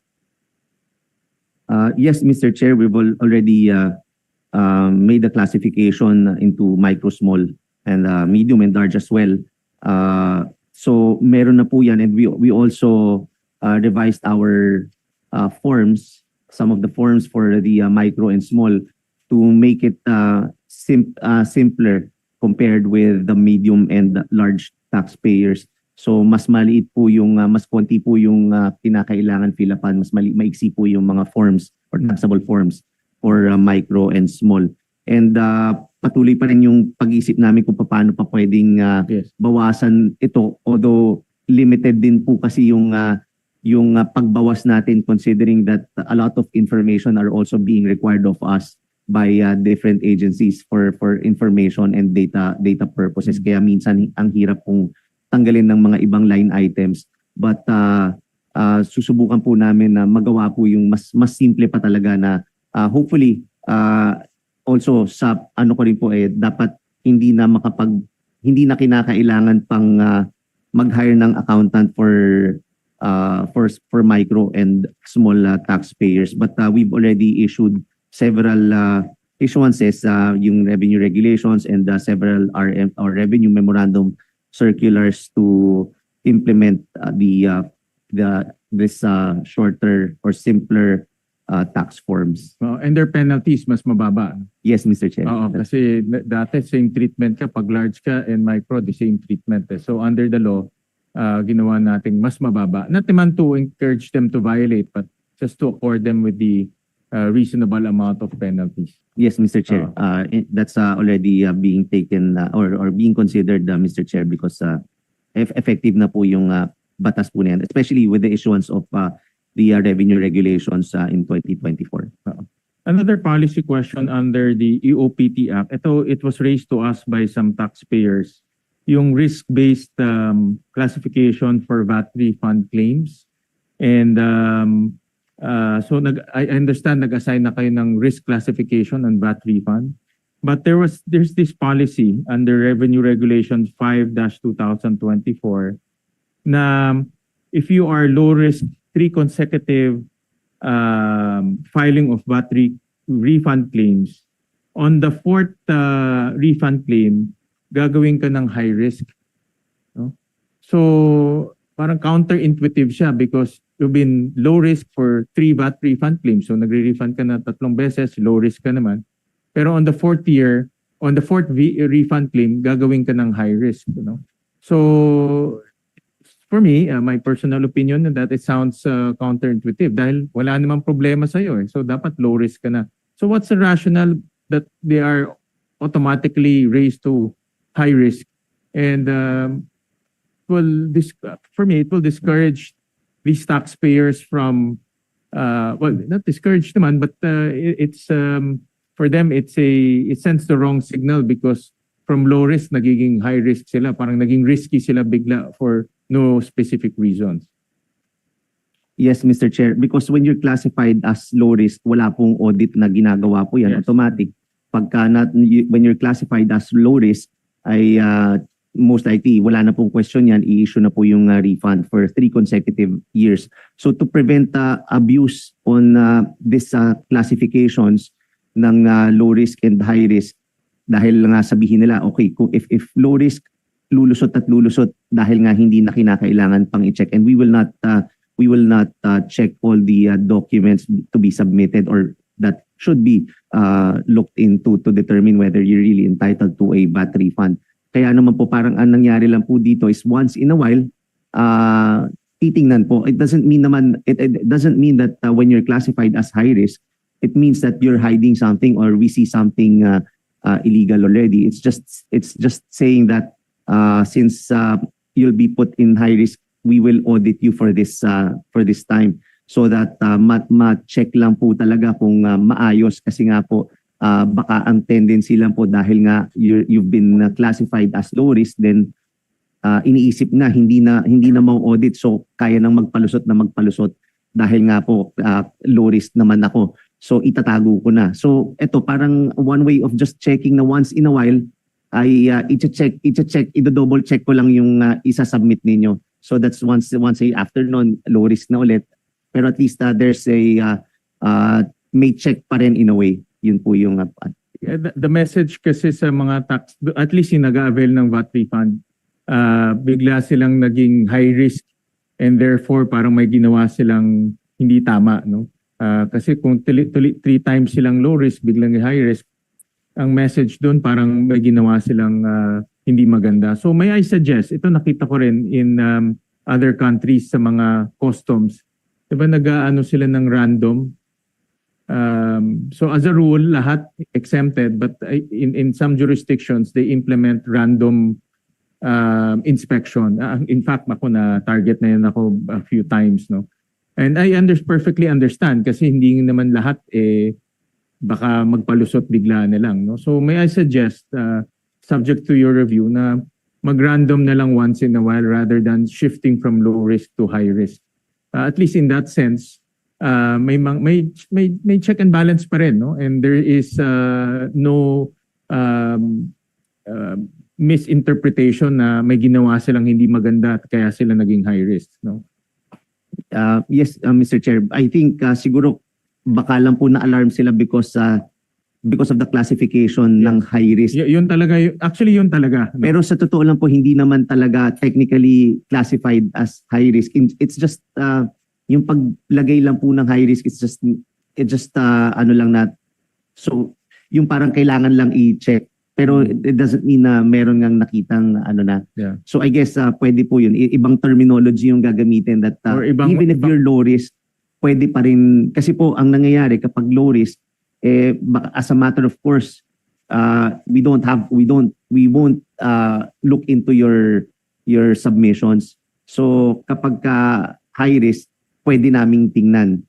So kaya lang siya sinishift to dun sa high risk so that we can look into the submissions. But again, pwede namang i-random. So maybe we'll just change the terminology. Baka naman kasi ngayon being classified as high risk, feeling nila may nagawa na agad silang issue. Yun ang message na nakukuha nila, no? Na naging high risk sila bigla for no particular reason, and the message that they're getting kasi nga may nagawang hindi maganda. So I think it's messaging also, no? Itong risk base is really messaging that if you're low risk, then you're a good taxpayer, maganda history mo, the bureau recognizes your honesty, and then all of a sudden maging high risk ka, parang nawala yung recognition na yon. So a suggestion moving forward is just maybe a random approach after 3 low risk.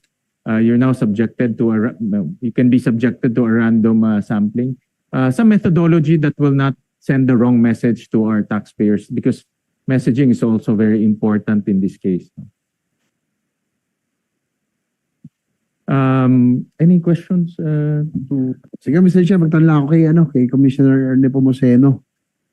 With regards to anti-agriculture economic sabotage, I'm the principal sponsor and principal author of the first anti-agricultural smuggling law. Kaya lang, nag-evolve na eh. Nung nagkaroon tayo ng batas na itong mga nasa DA naman, left and right na yung issuance ng authority to import. So, nawala na halos yung smuggling, nag-evolve na siya into hoarding, ito profiteering, at iba pa, no? That's why nag-amenda tayo, no? Into anti-agricultural economic sabotage. And also yung anti-agricultural smuggling law, BOC lang ang talagang agency. But with nag-evolve na nga po sila, so we included already DOJ, NBI, and other agencies, pati yata BIR, no? What are the ano po yung natin direction towards this, no? Because I would Mr. Chair, this is very important for me personally kasi nga po ito po ako po nag-author nito because I have seen how our farmers have suffered, rice, sugar farmers, fishermen, because of yung pong influx of smuggled goods especially.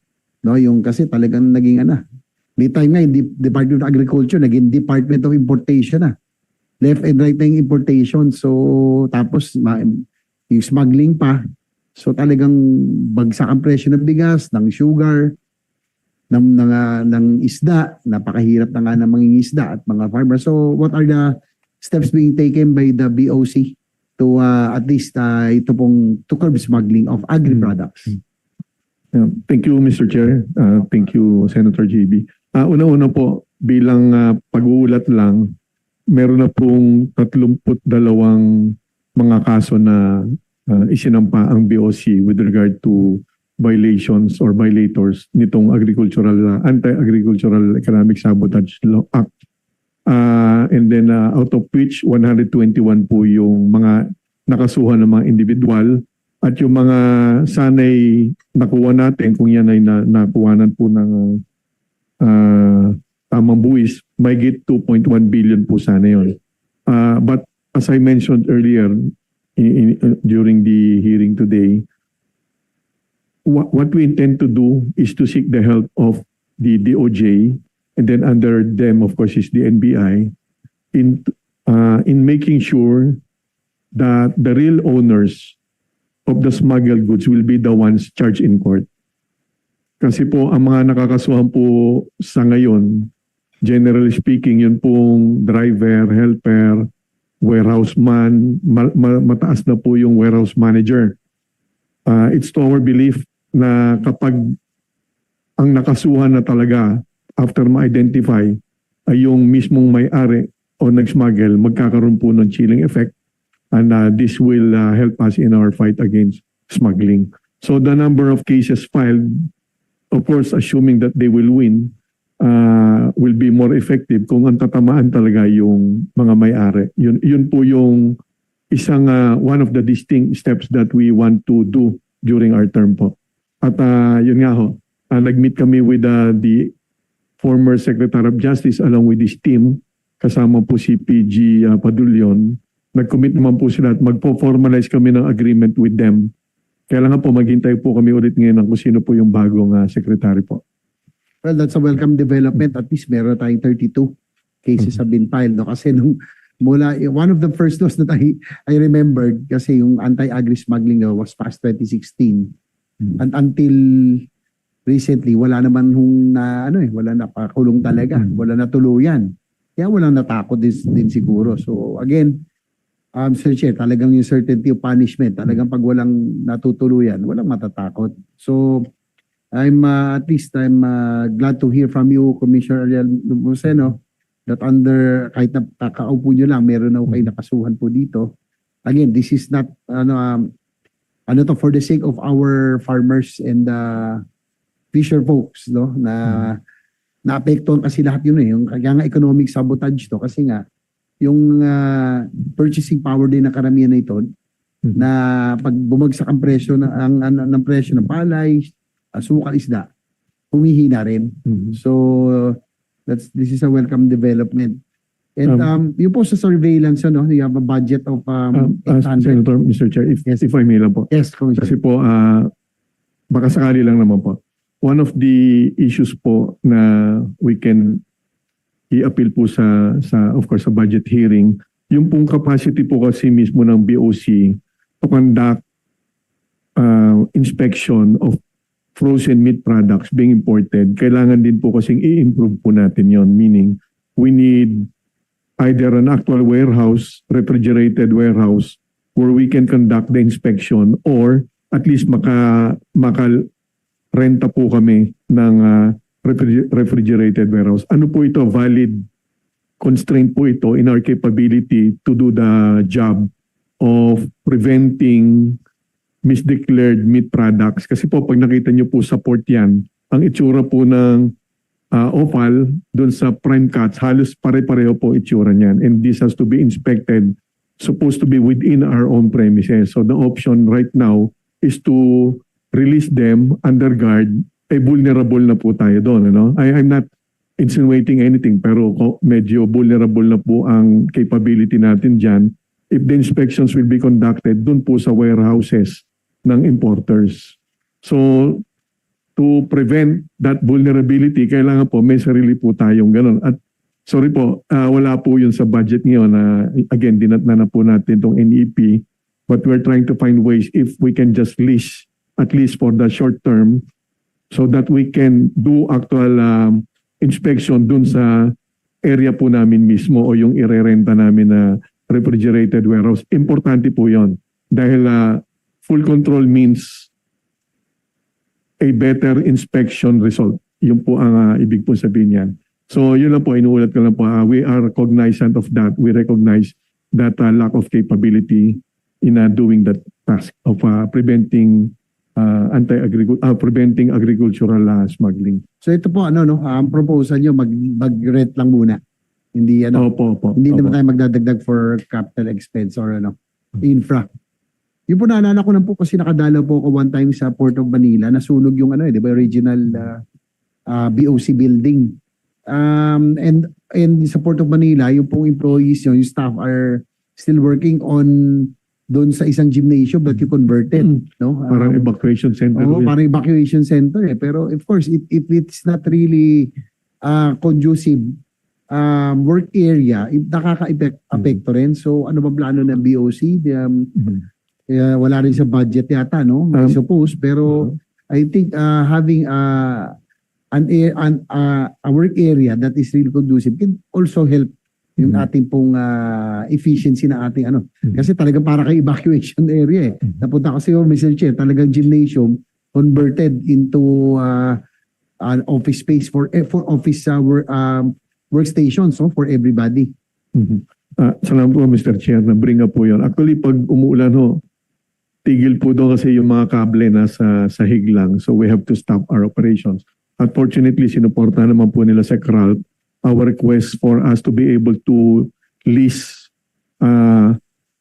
evacuate po kami doon. Para po kami nasa OCD pa rin Ano po yun para evacuation center. We will lease for at least 3 to 4 years somewhere dito po sa area.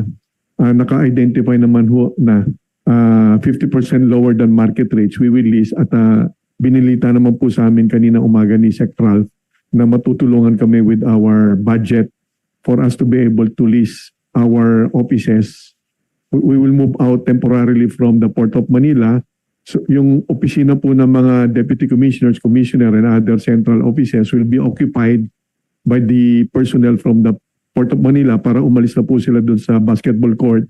Doon na po sila sa normal na opisina while we are exploring the option of being able to build for the long term our own buildings dun sa kung saan po nandun ngayon yung Port of Manila. May mga initial meetings na po kami with PPA and yung area na po yun sa grupo po ng ICTSI. So may mga initial meetings na po. For the long term, kailangan po ng sariling complex na po ng BOC.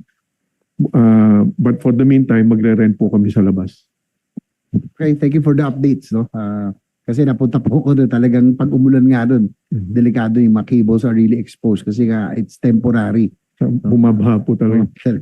So, yung ano po, yung operations budget ng BOC intended for surveillance and prevention of smuggling is about 892 million, a slight increase from current year's allocation. Ano po ang components ng allocation nito? Mainly po, we will procure additional scanning machines.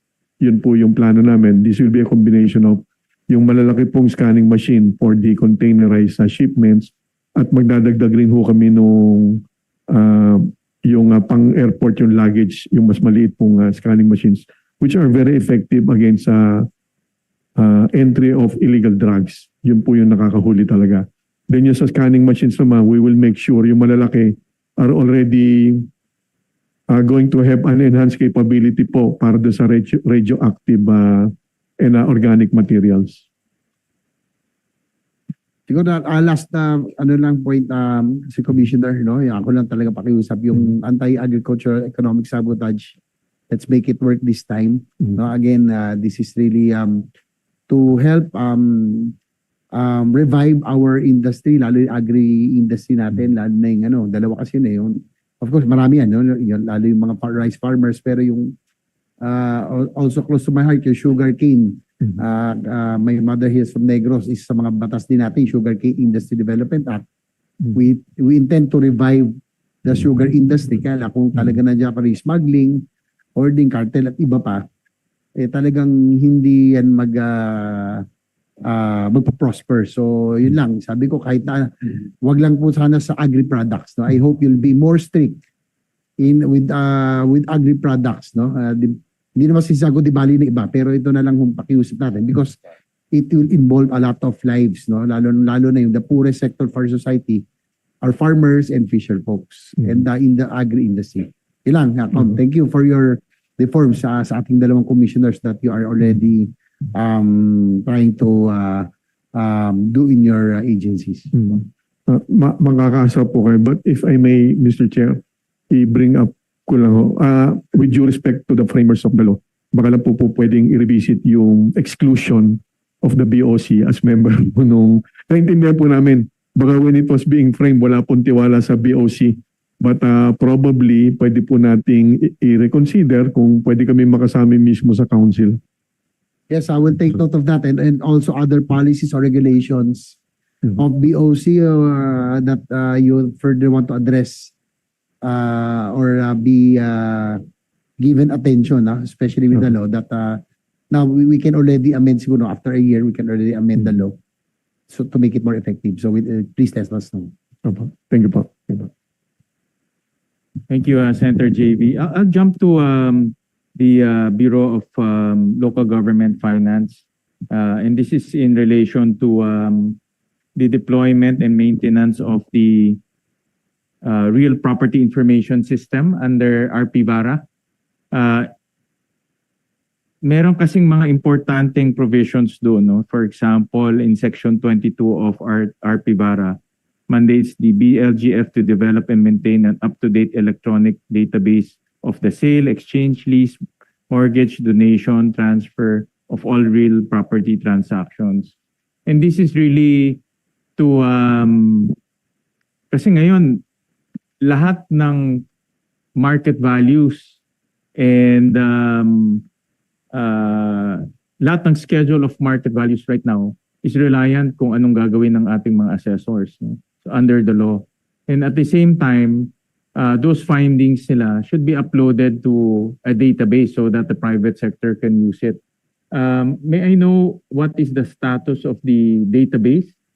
And then in the law also, it calls for the automated of real property tax administration of LGUs. No? So may I also know nasaan na tayo in terms of digitalization of the LGUs? Because LGUs are also equally important in terms of digitalization.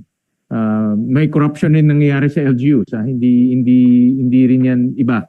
No? So in order to eliminate that, the law calls for digitalization. In fact, it also calls for a roadmap for digitalization. So, ito ba? Dito ako nakatingin. Dati kasi si diba? Si Alvina Dati kayong BLGF, di ba? Ngayon, iba na pala ngayon. si ED Agkawili na pala. Nakatingin ako sa'yo. Iba na pala ngayon ang ED. Sige. Right. Pero tama siya. You were the ED or OIC before, di ba? Alright. Sige, go ahead, ma'am. Yes, Mr. Chair, good afternoon.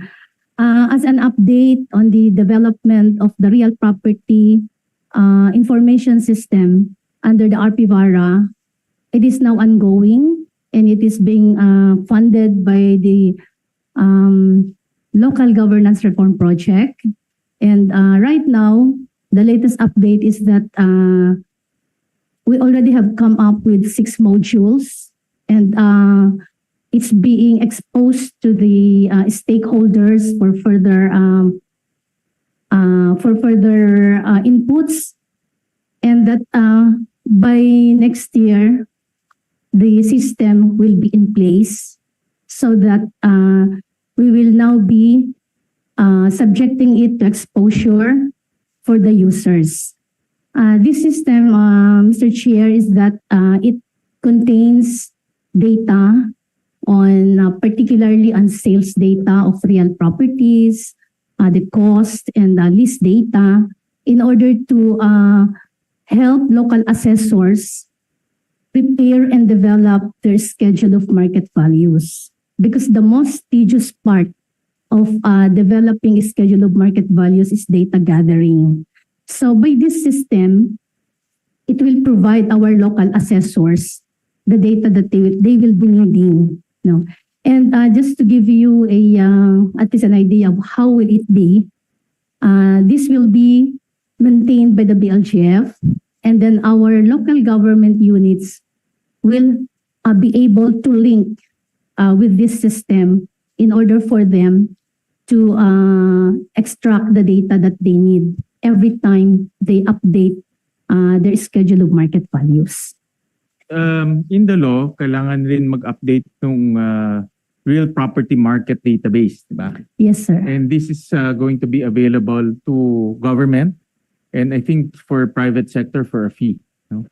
I think that's the... Yeah, that was the... but for local government units, Mr. Chair, it will be freely accessed. Freely, correct, Yes. correct. So where are we in terms of this real property market database? Kasi ito lahat yung buy and sell eh. Ito lahat ng transactions, no? So it will help the assessors determine ano ba yung latest transaction in their locality. Diba? So that's the essence of this database. No? And at the same time, for people who are in real estate, they can access that and they can use it to guide their decisions, but for a fee. No? So kumusta yung ano na yan? Already 80% Okay. finished, and that we get the data, of course, from our partner agencies like the BIR and also the Land Registration Authority.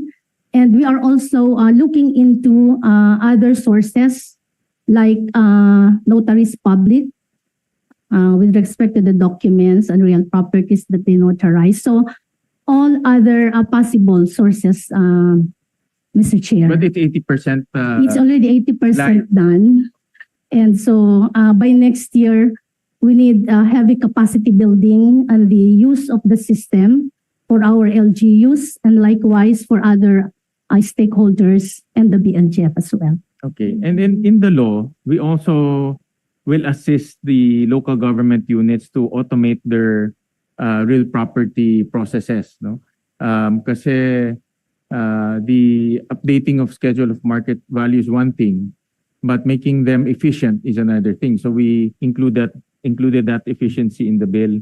So BLGF will work with the ICT to come up with the system. Yes, we do with respect to the system development. Yeah. No? So kumusta tayo And, dyan? How are we? We are with the ICT, sir. And also, I would like to mention that the basic thing here when we adopt the system is the database cleansing. So we are right now undertaking that. No, we are training our LGUs on how to cleanse their data so that once they link with the RPIS, it will be a good. They will have a good data with them already. But the automated real property tax administration system is already it's already there. That system is already there. It's 80% done. 80% na Yes, rin. And yes. then it will be given to local government It units? will, the local government units will have an interface. So their existing system can now access that system for them to extract the data that they need. Yeah, but iba pa yung their own real property Yeah. assessment Y- processes yes, Mr. internally Chair, for yeah. LGU yun. Yes, the LGUs have their own. That's why we are right now aggressively assessing each LGU systems, no, and how they can update their existing systems in order for them to be able to interface to link with this RPIS once it is operational. How many LGUs are automated already or digitalized? Well, in terms of percent, well, for more on cities, municipalities will be the list. They have the list digitalized But our systems. goal is to digitalize everyone. Yes, that's our goal. But for the BLGF, we are looking into at least when LGUs are 80% at least digitalized, particularly those cities or highly urbanized, we will consider it as it is already successful for us because there are some LGUs also that, negligible in the sense that they have less transactions. So in this connection, while we are developing the RPIS, the BLGF is also right now taking steps with respect to the electronic payment system for LGUs. And we are topping. Right now we are in the piloting stage, Mr. Chair, particularly on the electronic OR payment system. Yeah, but how many LGUs are digitalized? I think it's only 50% if you are getting all LGUs, different all categories. Yes, all across LGUs. Oo, dapat meron tayong database niyan kasi the law, ito nakasulat shall automate their all provinces, cities, municipalities shall automate the real property tax administration operations. So the law calls for that. And the LGF Yes, will, sir. in cooperation with the ICT, will be the one spearheading that. Spearheading, yes. Sir. Oo, Yeah. so the goal here is to automate the LGUs. Yes, we will not submit. 50%, not 80%, Yes, but 100%. Oh, yes. We will. Can we submit the exact Yes. percentage, Correct. Mr. Chair? Yes, submit to Yes. us the exact number. Yes. Yes. Okay, and then, but what you're saying is the automated system or the digital system is already in place. It's just a matter of giving it to the LGUs. Ganun ba yun? Yes. Yes. We will roll it out to the LGUs. Okay, okay. Give us an Next update year. on that also. Yeah, that will be our activity next year, Mr. Chair. Okay. Yes. And that's it included in your budget? Yes. Okay. I saw in your budget merong local governance reform project. That's how much is it? Yeah, in 2026. magkano? This is an ADB project. Yes, Mr. Chair. This project is in line with RP-Vara or this is a Yeah, this project, first of all, this project is already on its extension stage because we requested for an extension, especially when the RP-Vara was passed. Because this project partly funds the RP-Vara implementation. For particularly on the development of the system, it's the LGRP. That project is the one funding it right Okay. now. But the utilization rate is very low. In 2024, it's only 31%. Yes. It's like this, Mr. Chair. It was first is that the project is started in 2020. 2020? Yeah, 2020, and then came the pandemic.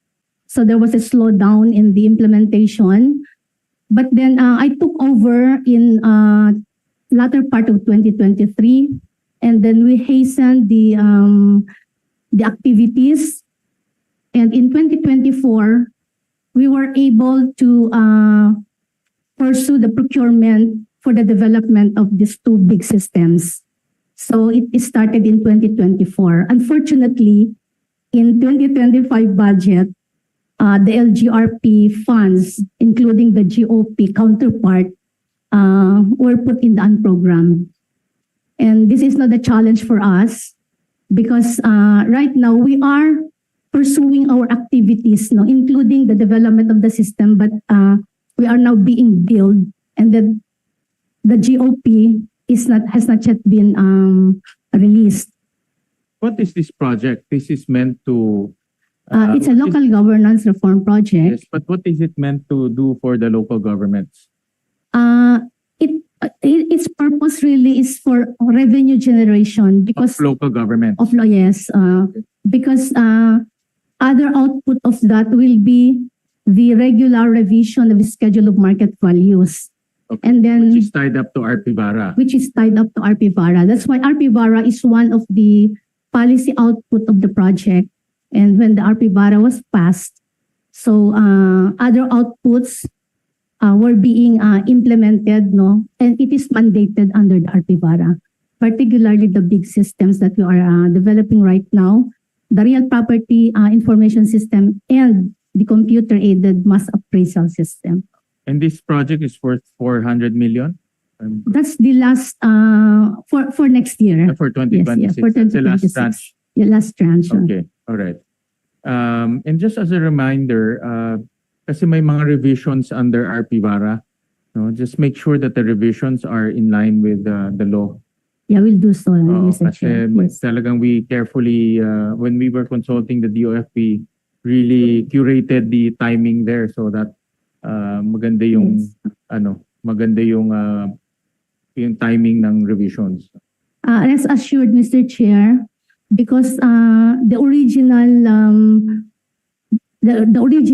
draft of the bill, I was deeply involved in there, together with Senator Lacson at that time. And so we know deeply the reasons for the reform. So rest assured, we will do so as you. Thank you for that, Executive Director. I just have a... Mr. Chairman, Yes, if the chair so desires, we can start with Valenzuela. pwede. I think there's may mga timing eh. I think there's a amnesty, Yes. diba? And then Yes. there's also a cap. Yes. Cap, yeah. Yes. Sabay-sabay naman yan, Secretary. Pwede sa 2027 or 2028. Election time yun, mahirap yun. Dapat Thank after you. 2028. Thank you.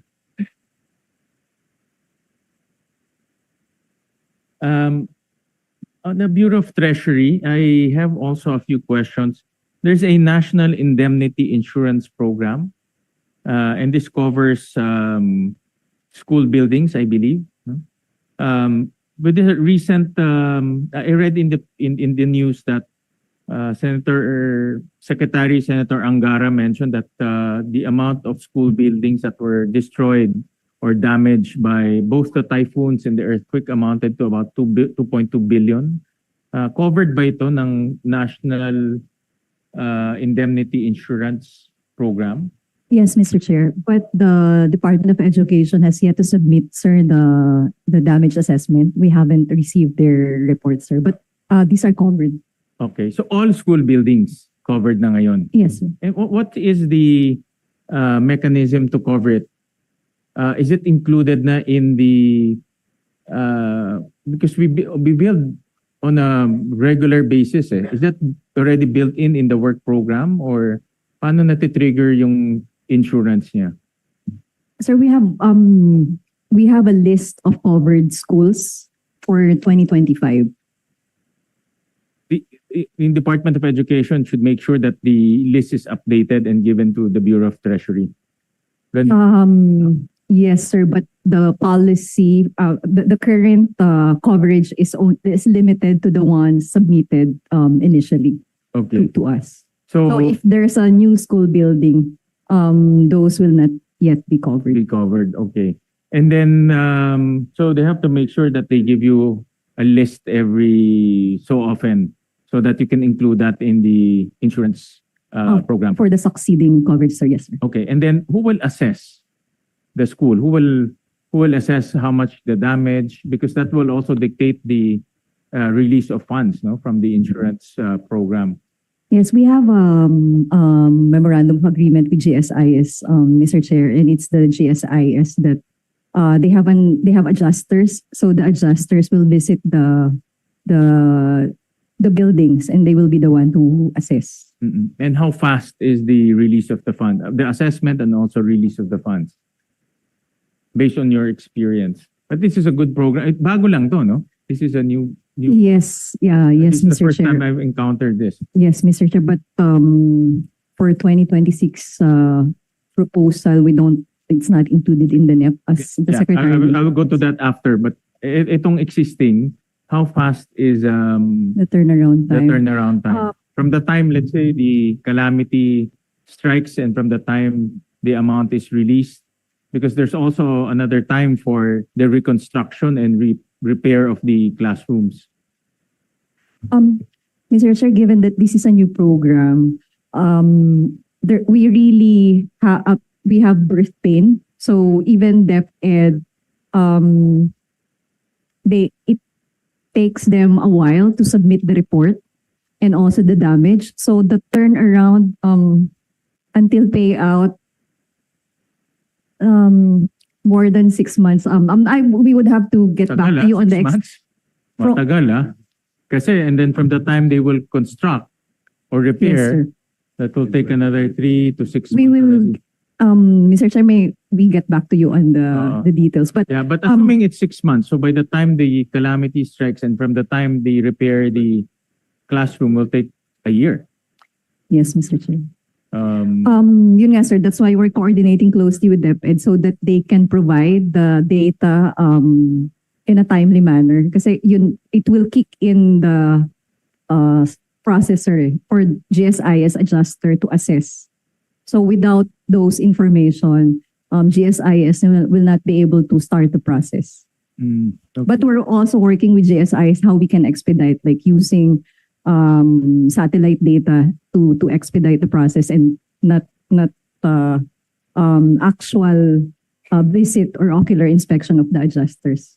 Kasi the adjusters will dictate how much is the amount that it will be released to. Is it to DepEd or to DPWH? To Kasi the construction arm of DepEd is DPWH, at least for now.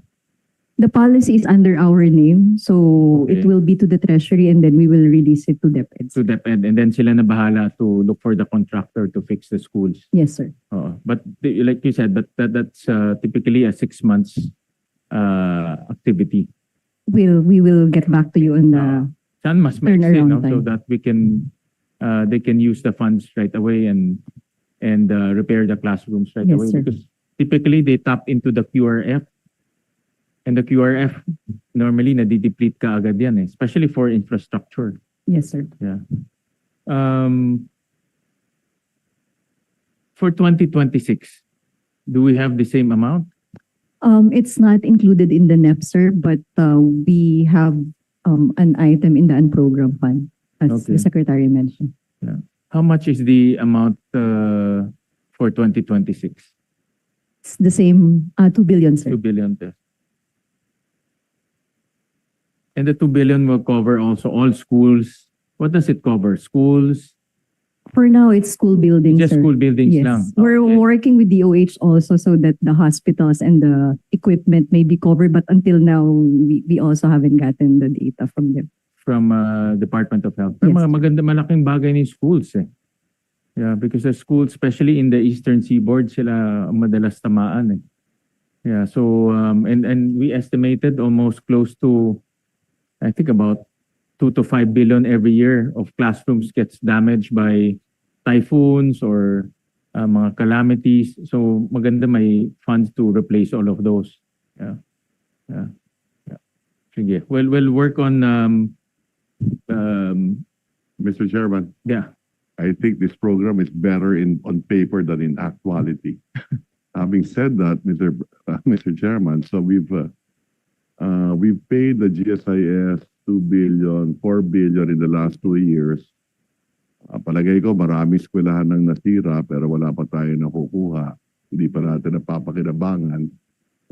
Having said that, I agree with the observation of the chairman that maybe we can create a fund, need not be an insurance fund, but create a fund, maybe managed by the treasury, it could be earning interest, so that when a calamity hits, so in effect, we're our own insurance company, we can get from that and give it to the calamity fund. So maybe that would be. Yeah, the fastest way is the QRF. Yes. Kasi cash na siya eh. Correct. So regardless kung ano yung damage, it's the assessment of DepEd and release na kaagad yun. That's correct. Yeah, yeah. So you don't suggest of putting funds for 2026 on this program? Well, the DBM suggested that they put it in the unprogrammed fund, which I doubt will be funded in 2020. Okay, okay. But the suggestion is just to look for a fund inside the GA or maybe increase Yeah, the QRF. that's a possibility. Okay. Yes. Yeah, we'll take a look at that. Sure. Thank you.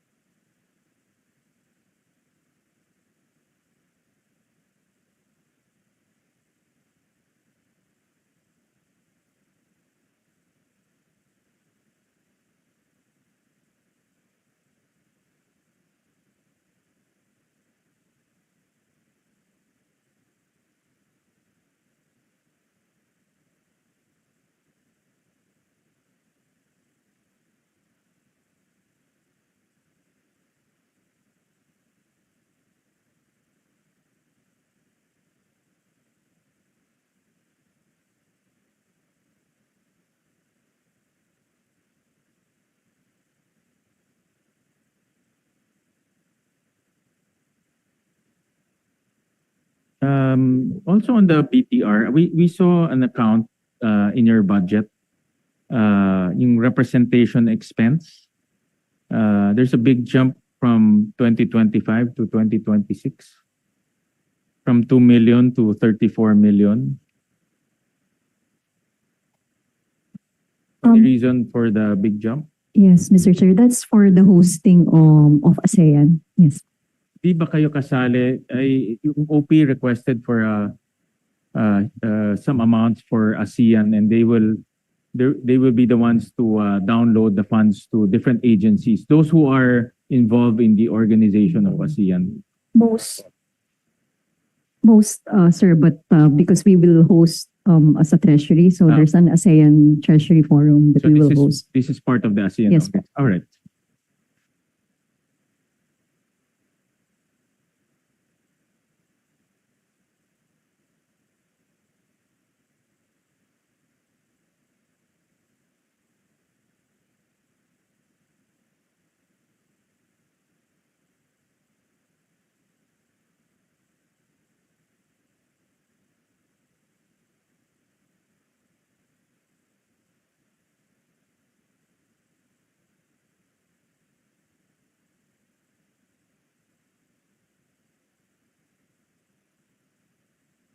So for the BTR, the BTR now is the custodian of the Coco Levy Trust Fund.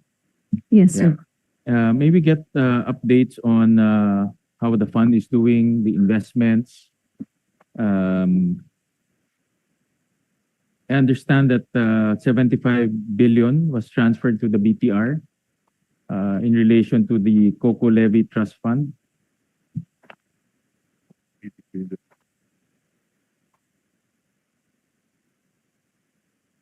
Yes.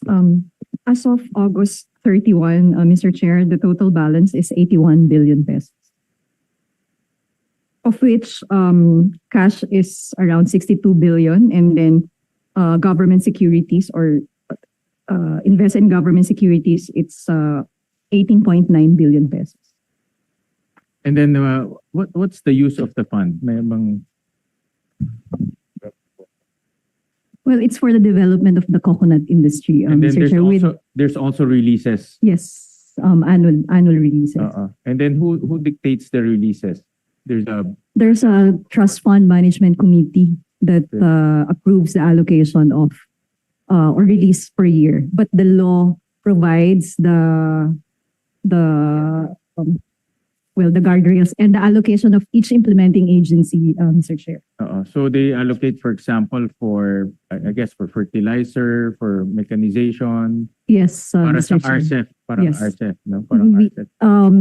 We have 15 implementing agencies, and they all have specific allocation per year. And how much is being released every year? In 2022, we released 5 billion, but only 2.4 billion was disbursed or was used. In 2023, another 5 billion. Utilization is 49%. How come it's very low ang, Yes. yes, as Secretary? Yeah, Mr. Chairman, I think the law itself is too restrictive. Hmm. And that is why it is part of the LDAC that we want the law amended to simplify. I don't believe that you need 15 government agencies to develop the coconut industry. That's why it's very difficult That's to correct. utilize the funds. That's Sayang. correct. Sayang. That's correct. Yeah. And the 5 billion is only based on the earnings. It's not even the principal amount. Yes. So kung ano yung nakukuha sa interest, yun lang ang rini-release. Yeah. Pero sayang, hindi It nagagamit. will take forever to develop the coconut industry if we follow the law. Yeah. I think it's time to take a look at the law and see if we can liberalize some of the uses, or else 50% utilization is not efficient.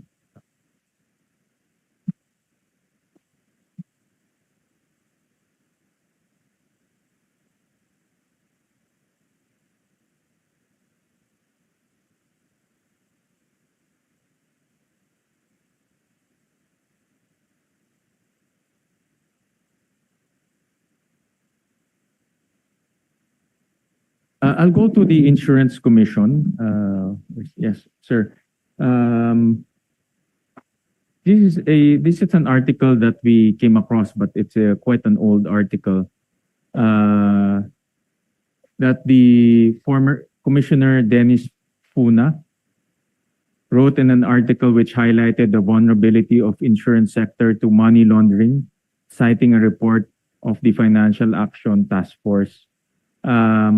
Has this been addressed, and is this possible? The insurance industry being used for money laundering, considering what's happening right now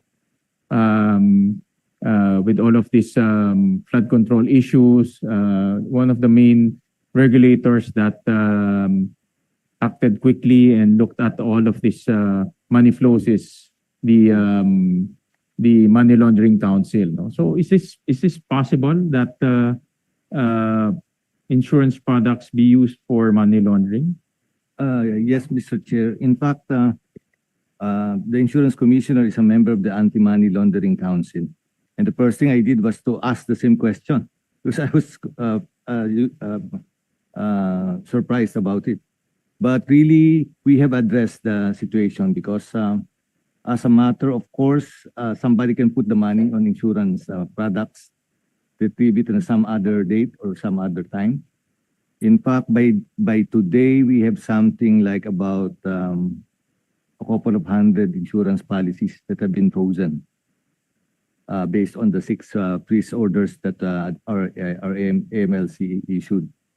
And that's how it is because the cost of having the money is not having those insurance policies are almost the same as putting them in the banks. So therefore, we have those. And we are even reviewing because the law states that the regulated entities of the Insurance Commission has to be put under the AMLC's regulatory requirements, and that to our HMOs and even our parent companies. And we're trying to review how far we should be having them in. But as far as having them sufficiently addressed, I think this year we have properly addressed the situation because we have been removed from the gray list, and we expect that this will continue because of the imperative that the president gave us last year, and I think it will be continuing, notwithstanding the issues on the corruption phase that we'll be having right now. Commissioner, itong nangyayari ngayon sa flood control, were there any connection to insurance policies and those policies that were frozen?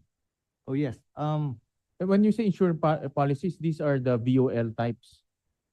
Not at this point. These are different. Basically, the VL types are the life insurance policies, and these ones that we're having are the performance The bonds. basically. performance, okay, all right. So it comes from the bidders bond until the retention bonds. There's about 5 kinds of bonds that DPWH gets for the contractors get, in which the DPWH is obliging. We cover. It is required that 30% of the value of the project should be covered by insurance as a performance bond. But there are other options actually. They can have cash as like the collateral for the project, or manager's checks, or even bank guarantees. But as a matter of course, they're getting the insurance premiums or the sureties. So we cover them, and we assume a good underwriting system that is being undertaken by them, because they're supposed to have them under collateral or some other asset of the contractors. And this one, it's the DPWH who's the obligee.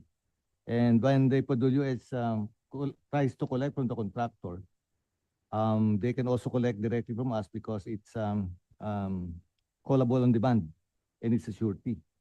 And by today, we would be having something like four letters already issued by DPWH. In fact, this week is a very busy time for us. Tomorrow, the DPWH will be coming to our office. We will be signing a memorandum of agreement and a data sharing agreement with DPWH to ensure that we have the same data, and somehow the issue of restitution, at least on the 30%, can be covered by insurance. And the next day, we will be having a signing in the ICI together with all the others. We'll be having a meeting on how we have a whole government approach in restitution, because it has to be clearly addressed, because our public are waiting on how we're supposed to be doing that. And the Insurance Commission, as member of the AMLC, by today, we would have had something like about 4.9 billion frozen in the assets based on the 6 peace orders that we have, that we were able to secure from the Court of Appeals. But two questions. Paano nagagamit siya as a money laundering tool for money laundering? And then number two, in relation to the flood control, it's really the performance bond that is what connects between the insurance policies and also the flood control issue. The first one po is actually on life insurance policies. When you buy the BULs, basically. Kasi po doon nakamix yung premium at saka yung investments. And therefore, you can have, for example, you can have like 1 million that you put on a life insurance policy. And that already cover, the only premium that is really required to cover the risk is about maybe a certain percentage, give or take, for example, about 3 or 5%. The others actually are open for investments, in which from there you could be able to have some reasonable return on the value that you try to place on the insurance that you buy.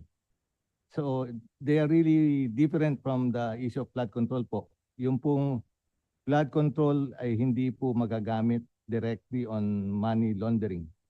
Meron lang pong, ito po ay tungkol sa paglalagay sa mga as policy holders. Yung pong sa pagkuha ng BUL o kaya po pagbili ng premium. Ito pong sa issue ng flood control,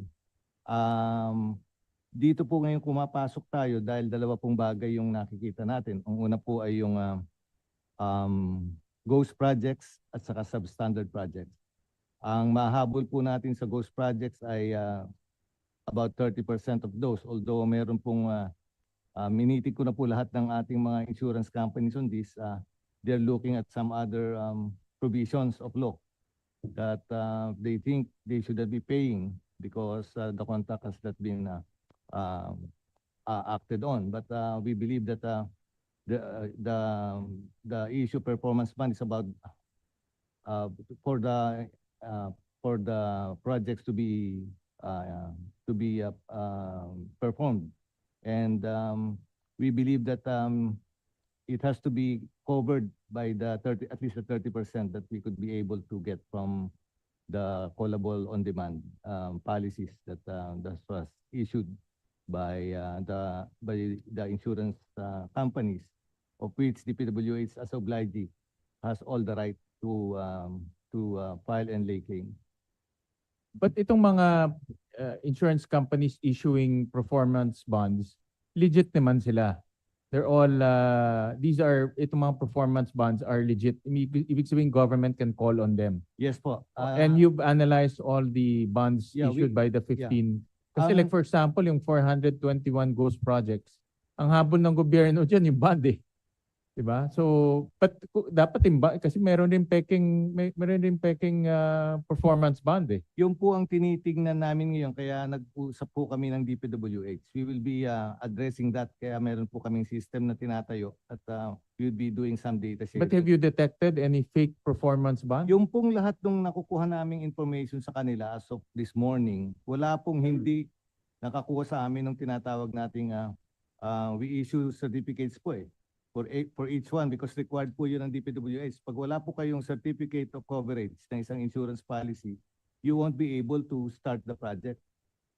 So talaga pong ganun yung sistema. Kailangan lang namin siguraduhin kung baka may nangyari na hindi dumaan sa amin yung proseso. So who issues the certificate of coverage? Kami po yung nag-i-issue I see. based sa vision po ng dokumento. Kasi bago po ma-accredit ang isang insurance company, nagsasabit na po yan ng mga policy na meron ng mga numero at nakalagay na po yung original signatures ng mga responsible officers. So ang kailangan po namin, masigurado namin na umaandar yung proseso na ito. And then ngayon po with a very cooperative DPWH, they even sent the whole legal team to our office. Na gagawin po natin is talagang tututukan natin siguradong lahat ay nako-cover. At kung hindi po namin makita sa aming record, ay tutulungan po nila sila not only on the administrative, the civil, but even on the criminal side of the prosecution. But ano ko lang i-breakdown ko lang konti. So si contractor, pag nagbigay ng bond kay DPWH, kailangan may certificate of coverage issued by IC. Yeah po. Kung wala, Hindi po nila pwedeng hindi nila pwedeng i-accept kasi wala akong coverage. Hindi valid o hindi po pwede valid accept? kasi required po yan sa dalawang rules natin sa ating government procurement system at even with the DPWH rules on how they're supposed to cover. And then in your analysis, lahat ba may certificate of Lahat coverage? po ng mga ni-report sa amin so far ay meron po kaming certificates. Okay, so pwede i-call ng government 'yun. Lalo na yung ghost project, 'di ba? Yun po ang aming theory. In fact, we even went to the Secretary of Justice so that we can have our inputs undertaken with the National Prosecution Service on how can government can relate on the matter of restitution.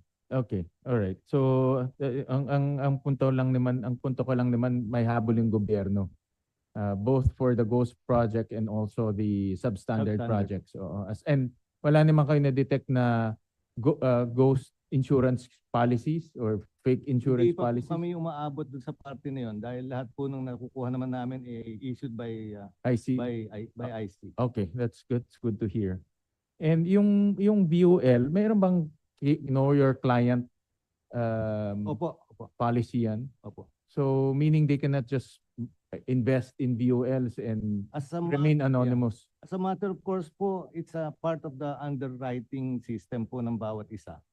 At ang mga kumpanya po has to have those. And those are they're basic standards on how you are supposed to do that. Including, of course, the health, the financial capacity, etc. But in the final analysis po, katulad ng aming mga na-freeze sa AMLC, ay hindi po namin mako-cover basta-basta yung kanilang source of funds. Depende po minsan sa kung ano yung naka-declare. Pero as a general rule, I think we have been very prudent on how we're trying to have our clients buy insurance, especially with those with BUL aspect. Okay. And then going back to yung mga flood control, have you estimated magkano pwede makolekta ng gobyerno sa mga bonds? At least those ones na na-report na ng DPWH. Alam ko tuloy-tuloy pa yung kanilang Opo. inspection and Mhm. analysis. But Yeah. at least yung mga may kaso na, yung mga talagang ghost na no? Wala na talaga siya Yung pong report nila and even from ICI, ini-start na po namin i-assess. Ang problema lang po, kailangan namin makita yung actual situation per insurance company and per project, which is very exhaustive. Kaya po kailangan mag-usap ng DPWH. Doon po kasi sa mga proyekto, merong nabibitin hanggang performance band. Ang dapat po kasi dyan, meron ng retention band hanggang warranty band. Sa bawat proyekto po, minsan nabibiti na lang yung kanilang submission, naiiwan na lang hanggang retention band at hindi na natutuloy. And therefore, actually ngayon po ang magandang panahon para ma-check mabuti ang bawat proyekto kung ano talaga po yung risk pa at ano pa yung talagang dapat bayaran ng mga insurance companies. At saka ano pa po ba yung dapat natin gagamitin moving forward kung hindi insurance companies ang magko-cover ng certain amount para to perform something. How are the other instruments, financial instruments, be able to help on how we're supposed to cover at least yung pag-uumpisa po ng mga proyekto na ito. And we understand na kailangan pong may mag-cover pa rin yan at masyado pong malaki para sa isang kontratistang I don't know kung tamang sabihin natin kontratistang lihitimo na kaysa gumastos ka po ng premium sa isang 30% coverage, 30% coverage, gumasta ka na lang for cash or manager's check or even bank certificate. All right. So so hopefully may ma-recover pa gobyerno. I think naman pwede, no? As long as ma-call ng mabuti yung mga bonds. Opo, we're very optimistic po dun sa sistema natin because this is really the time na ngayon pa lang namin makikita kung paano aandar ito kasi nung araw po kahit maraming bond na kinukuha, wala po namang kontratista na ika-cancel yung kanilang accreditation with DPWH or PCAB. So lahat po sinesettle. So hindi po na umaabot sa amin sa insurance. Kaya importante po dito na pag-aralan namin mabuti ng DPWH and ng Money Laundering Council. Kung meron ng information on how much government can call on those bonds or how much mababayaran ng gobyerno, just furnish the committee. Opo. Ang ano lang po namin yung limitasyon ng bawat kumpanya kasi po ang isang kumpanya ay 1.3 billion ang minimum nating capitalization. Hindi po ganun kalalaki yung exposure at saka po they're into some other businesses. And to move this thing forward, how are we supposed to really cover at least man lang yung pag-uumpisa ng isang kontratista sa susunod kung paano natin gagawin considering na napaka-nipis po at napakalaki ng risk na kailangang iharapin ng isang kontratista para makapag-umpisa ng kanilang mga project. Question, yung mga bond companies ba may sufficient capital ba sila?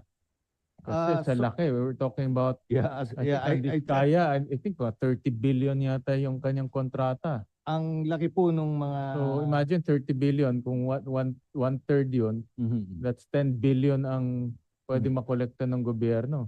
As a matter of course po kasi talaga... I don't know kung multiple insurance companies yun or isang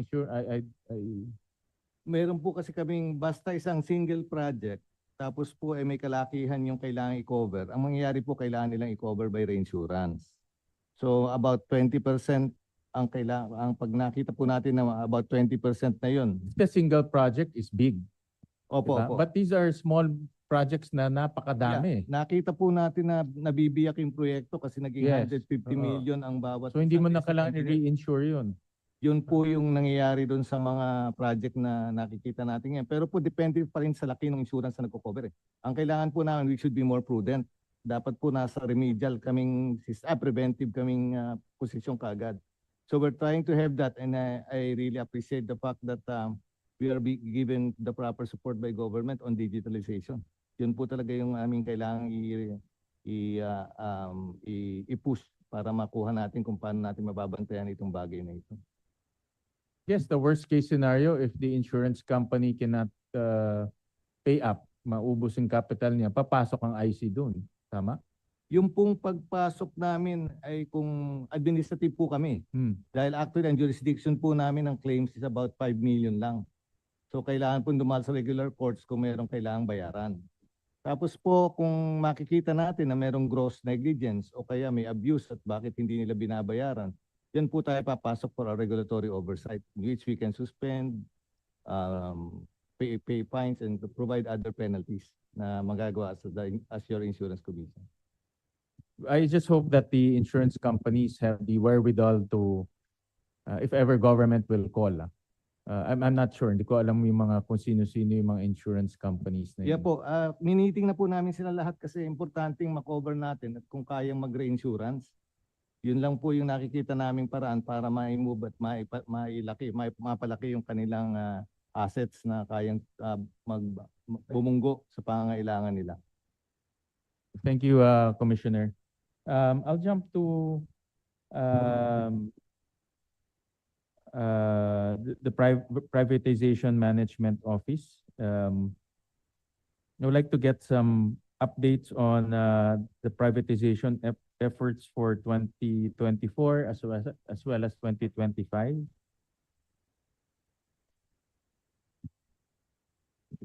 Mr. Chair, good afternoon. For 2024,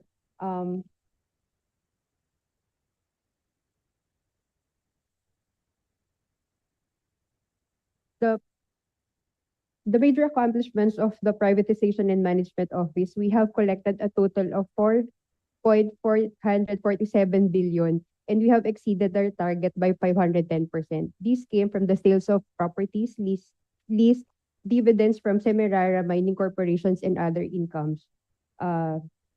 Also in this time that the PMO together with the Privatization Council disposed of our shares in the North Luzon Expressway amounting to 3.3 billion in 2024 and Q1 of 2025. With this, Mr. Chair, we have remitted a total of 4.168 billion to the Bureau of the Treasury. How much have we, what are the plans to privatize this 20, let's go back one step. In 2024, how much have we generated in terms of privatization? In terms of privatization, Mr. Chair, we have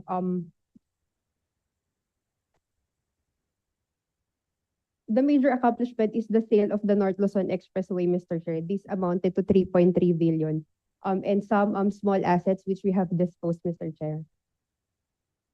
For 2024. Yes, Mr. Chair. For 2025, for this year, what are the plans for 2025?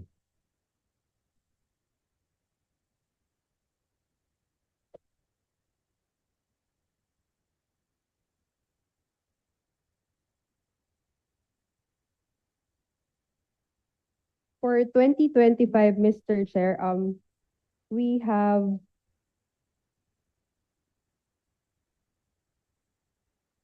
remitted a total of we have sold a total of 1 billion, Mr. Chair. This came from the sales of assets and lease of sub-properties, Mr. Chair. What are these properties for 2025? For 2025, this came from the sale of the Nonok mining share, Mr. Chair. This is accounts receivable in effect, Mr. Chair. All right. How about for 2026? What's the target privatization efforts? For 2026, Mr. Chair, we are targeting at the minimum po 795 million, but we have prepared some major assets that would help the government to raise a total of 194 billion, Mr. Chair. But this is so optimistic. 194? Yes, Mr. Chair. Mr. Chairman, just to Yes. yes, Yes, Secretary. so that the committee is not confused, privatization is not only with PMO but also with other government agencies such as PISAN on the power generating or power plants, so on and so forth. I just wanted to put that on record, including our BOT, like the IA. For example, in 2024, we were able to generate 30 billion in revenues and that continues this year. Let's say for CBK, it is 36 billion that we expect either by the end of the year or first quarter next year, among others, Mr. Chairman. Thank you. So the agencies can also do their own privatization through PPP or through asset sales. Yeah. Mandate, Mm. such as PISAM. Talaga naman yung mandate ng PISAM is to sell these government assets. Yeah. And for at least for PMO, for 2026, what are you looking at in terms of asset sales outside of the other agencies that were mentioned by Secretary? For 2026, Mr. Chair, we are looking at selling 319 parcels of land.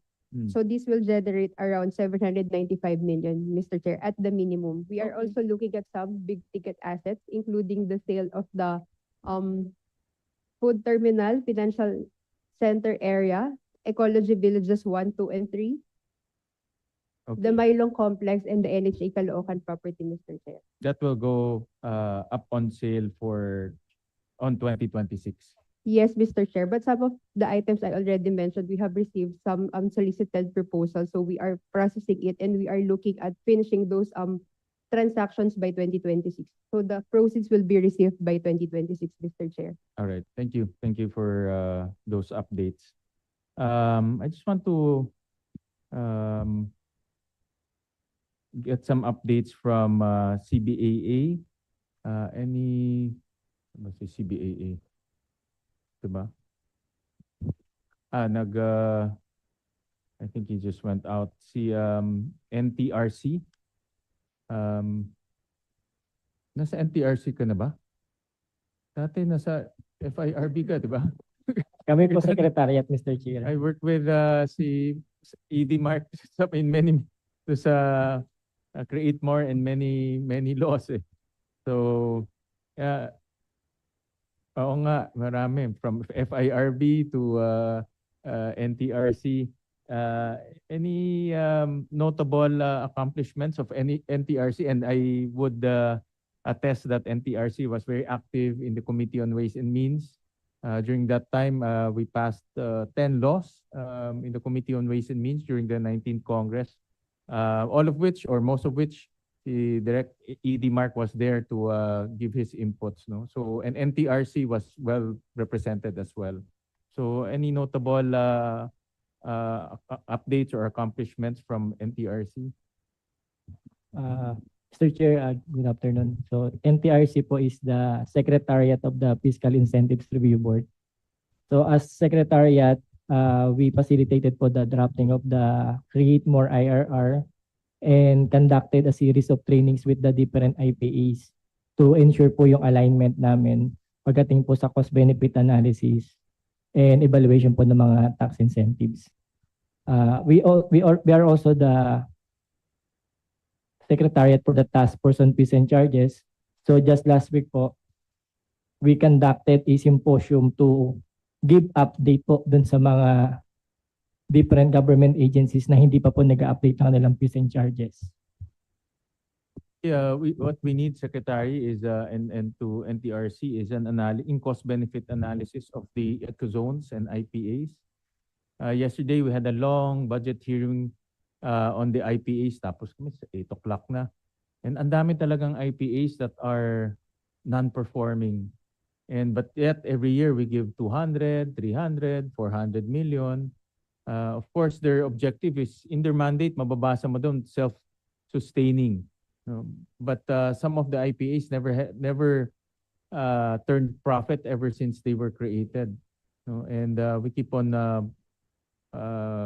giving them subsidies. So moving forward, we should, I don't know what to do yet, but we should rationalize the IPAs and the ecozones kasi ang dami talagang labas tayo ng labas eh.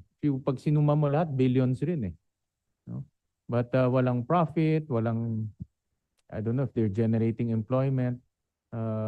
So may we request from NTRC to look at that, yung CBA cost-benefit analysis? Yes, Mr. Chair. Actually, that's one of the target of the FIRB to check po the compliance ng mga IPAs as well as the their performance. Although because of the Create Act and the Create More, so we're giving them more time to catch up, Mr. Chair.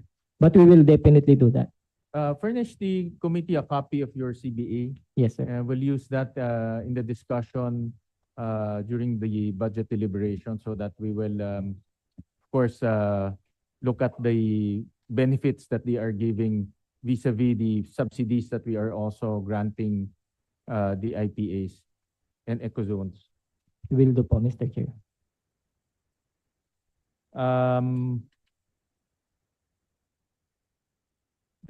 Also, let me CBAA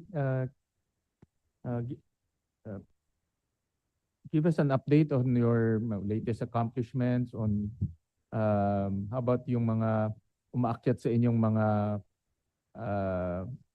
bagay na you need to adjudicate. What is the performance of that? Thank you, Senator Win. So based on our accomplishments, for the past year, there were 11 appealed cases amounting to a sum in dispute of about 1.62 billion from all over the Philippines. And we have decided about 11 cases, and they are now moving for motions for reconsideration. And right now we have 15 pending cases all throughout the country. And for the present year, we have just completed our board last July. So we'll now be moving all cases. We only have few more cases left for decisions of the board. And all of the remaining are in the present for oral arguments, presentation of witnesses, and possible compromise agreement between the local government units and the taxpayer. How many cases on the average, or let me rephrase it, how many cases went up to you in 2024? For 2024, Your Honor, we have 15. And currently, they are being heard for oral arguments and then presentation of witnesses. We are having, for the last 6 months, since the board was not complete, we cannot implement, or we cannot resolve. We have resolved already the cases, but we cannot implement it because of the lack of signatories here. Okay. How many board members? There are 5, you know?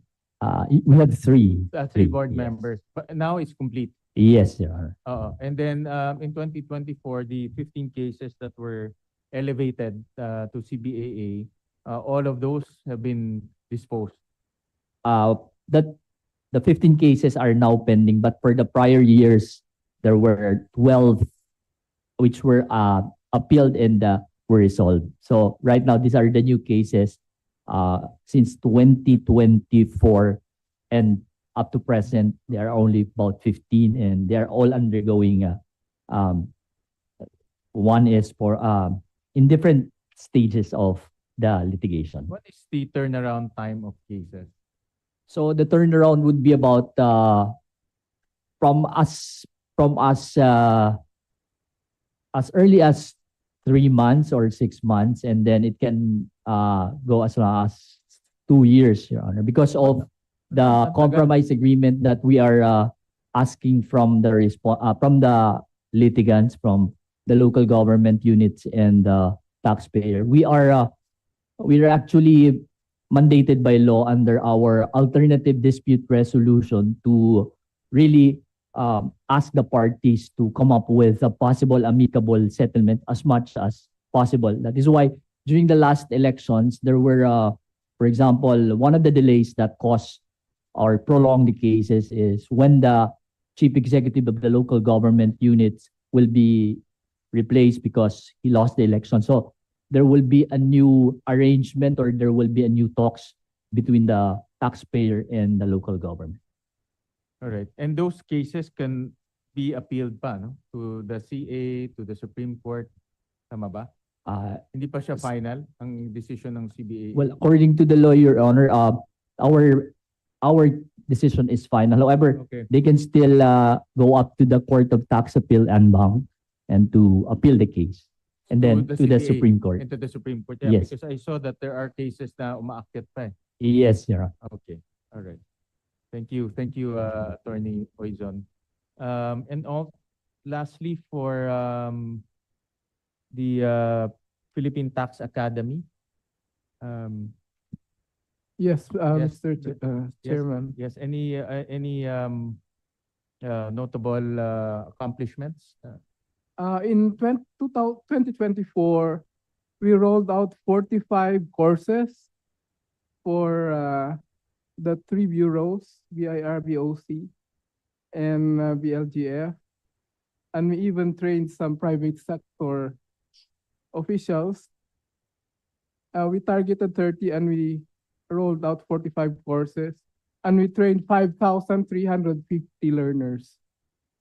Central to our curriculum is integrity education, which is very important for the revenue collectors.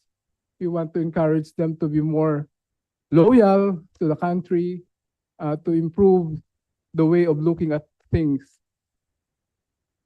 We also developed international partnerships, and we had the Bureau of Customs train people in the National Tax Agency of Japan and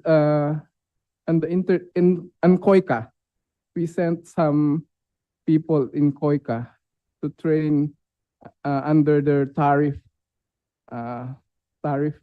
Customs and Tariff Bureau. And then we came out with 2 research papers developing reform initiatives in the revenue sector for the reinforcement of the PTA Integrity Education Program, which is very useful for us. Also, we designed an outcome-based training and continuing education framework for the Philippine Tax Academy. For this year, so far, until the third quarter, we rolled out 21 courses. We are targeting 30 this year, and we have trained 4,748 learners from the 3 bureaus.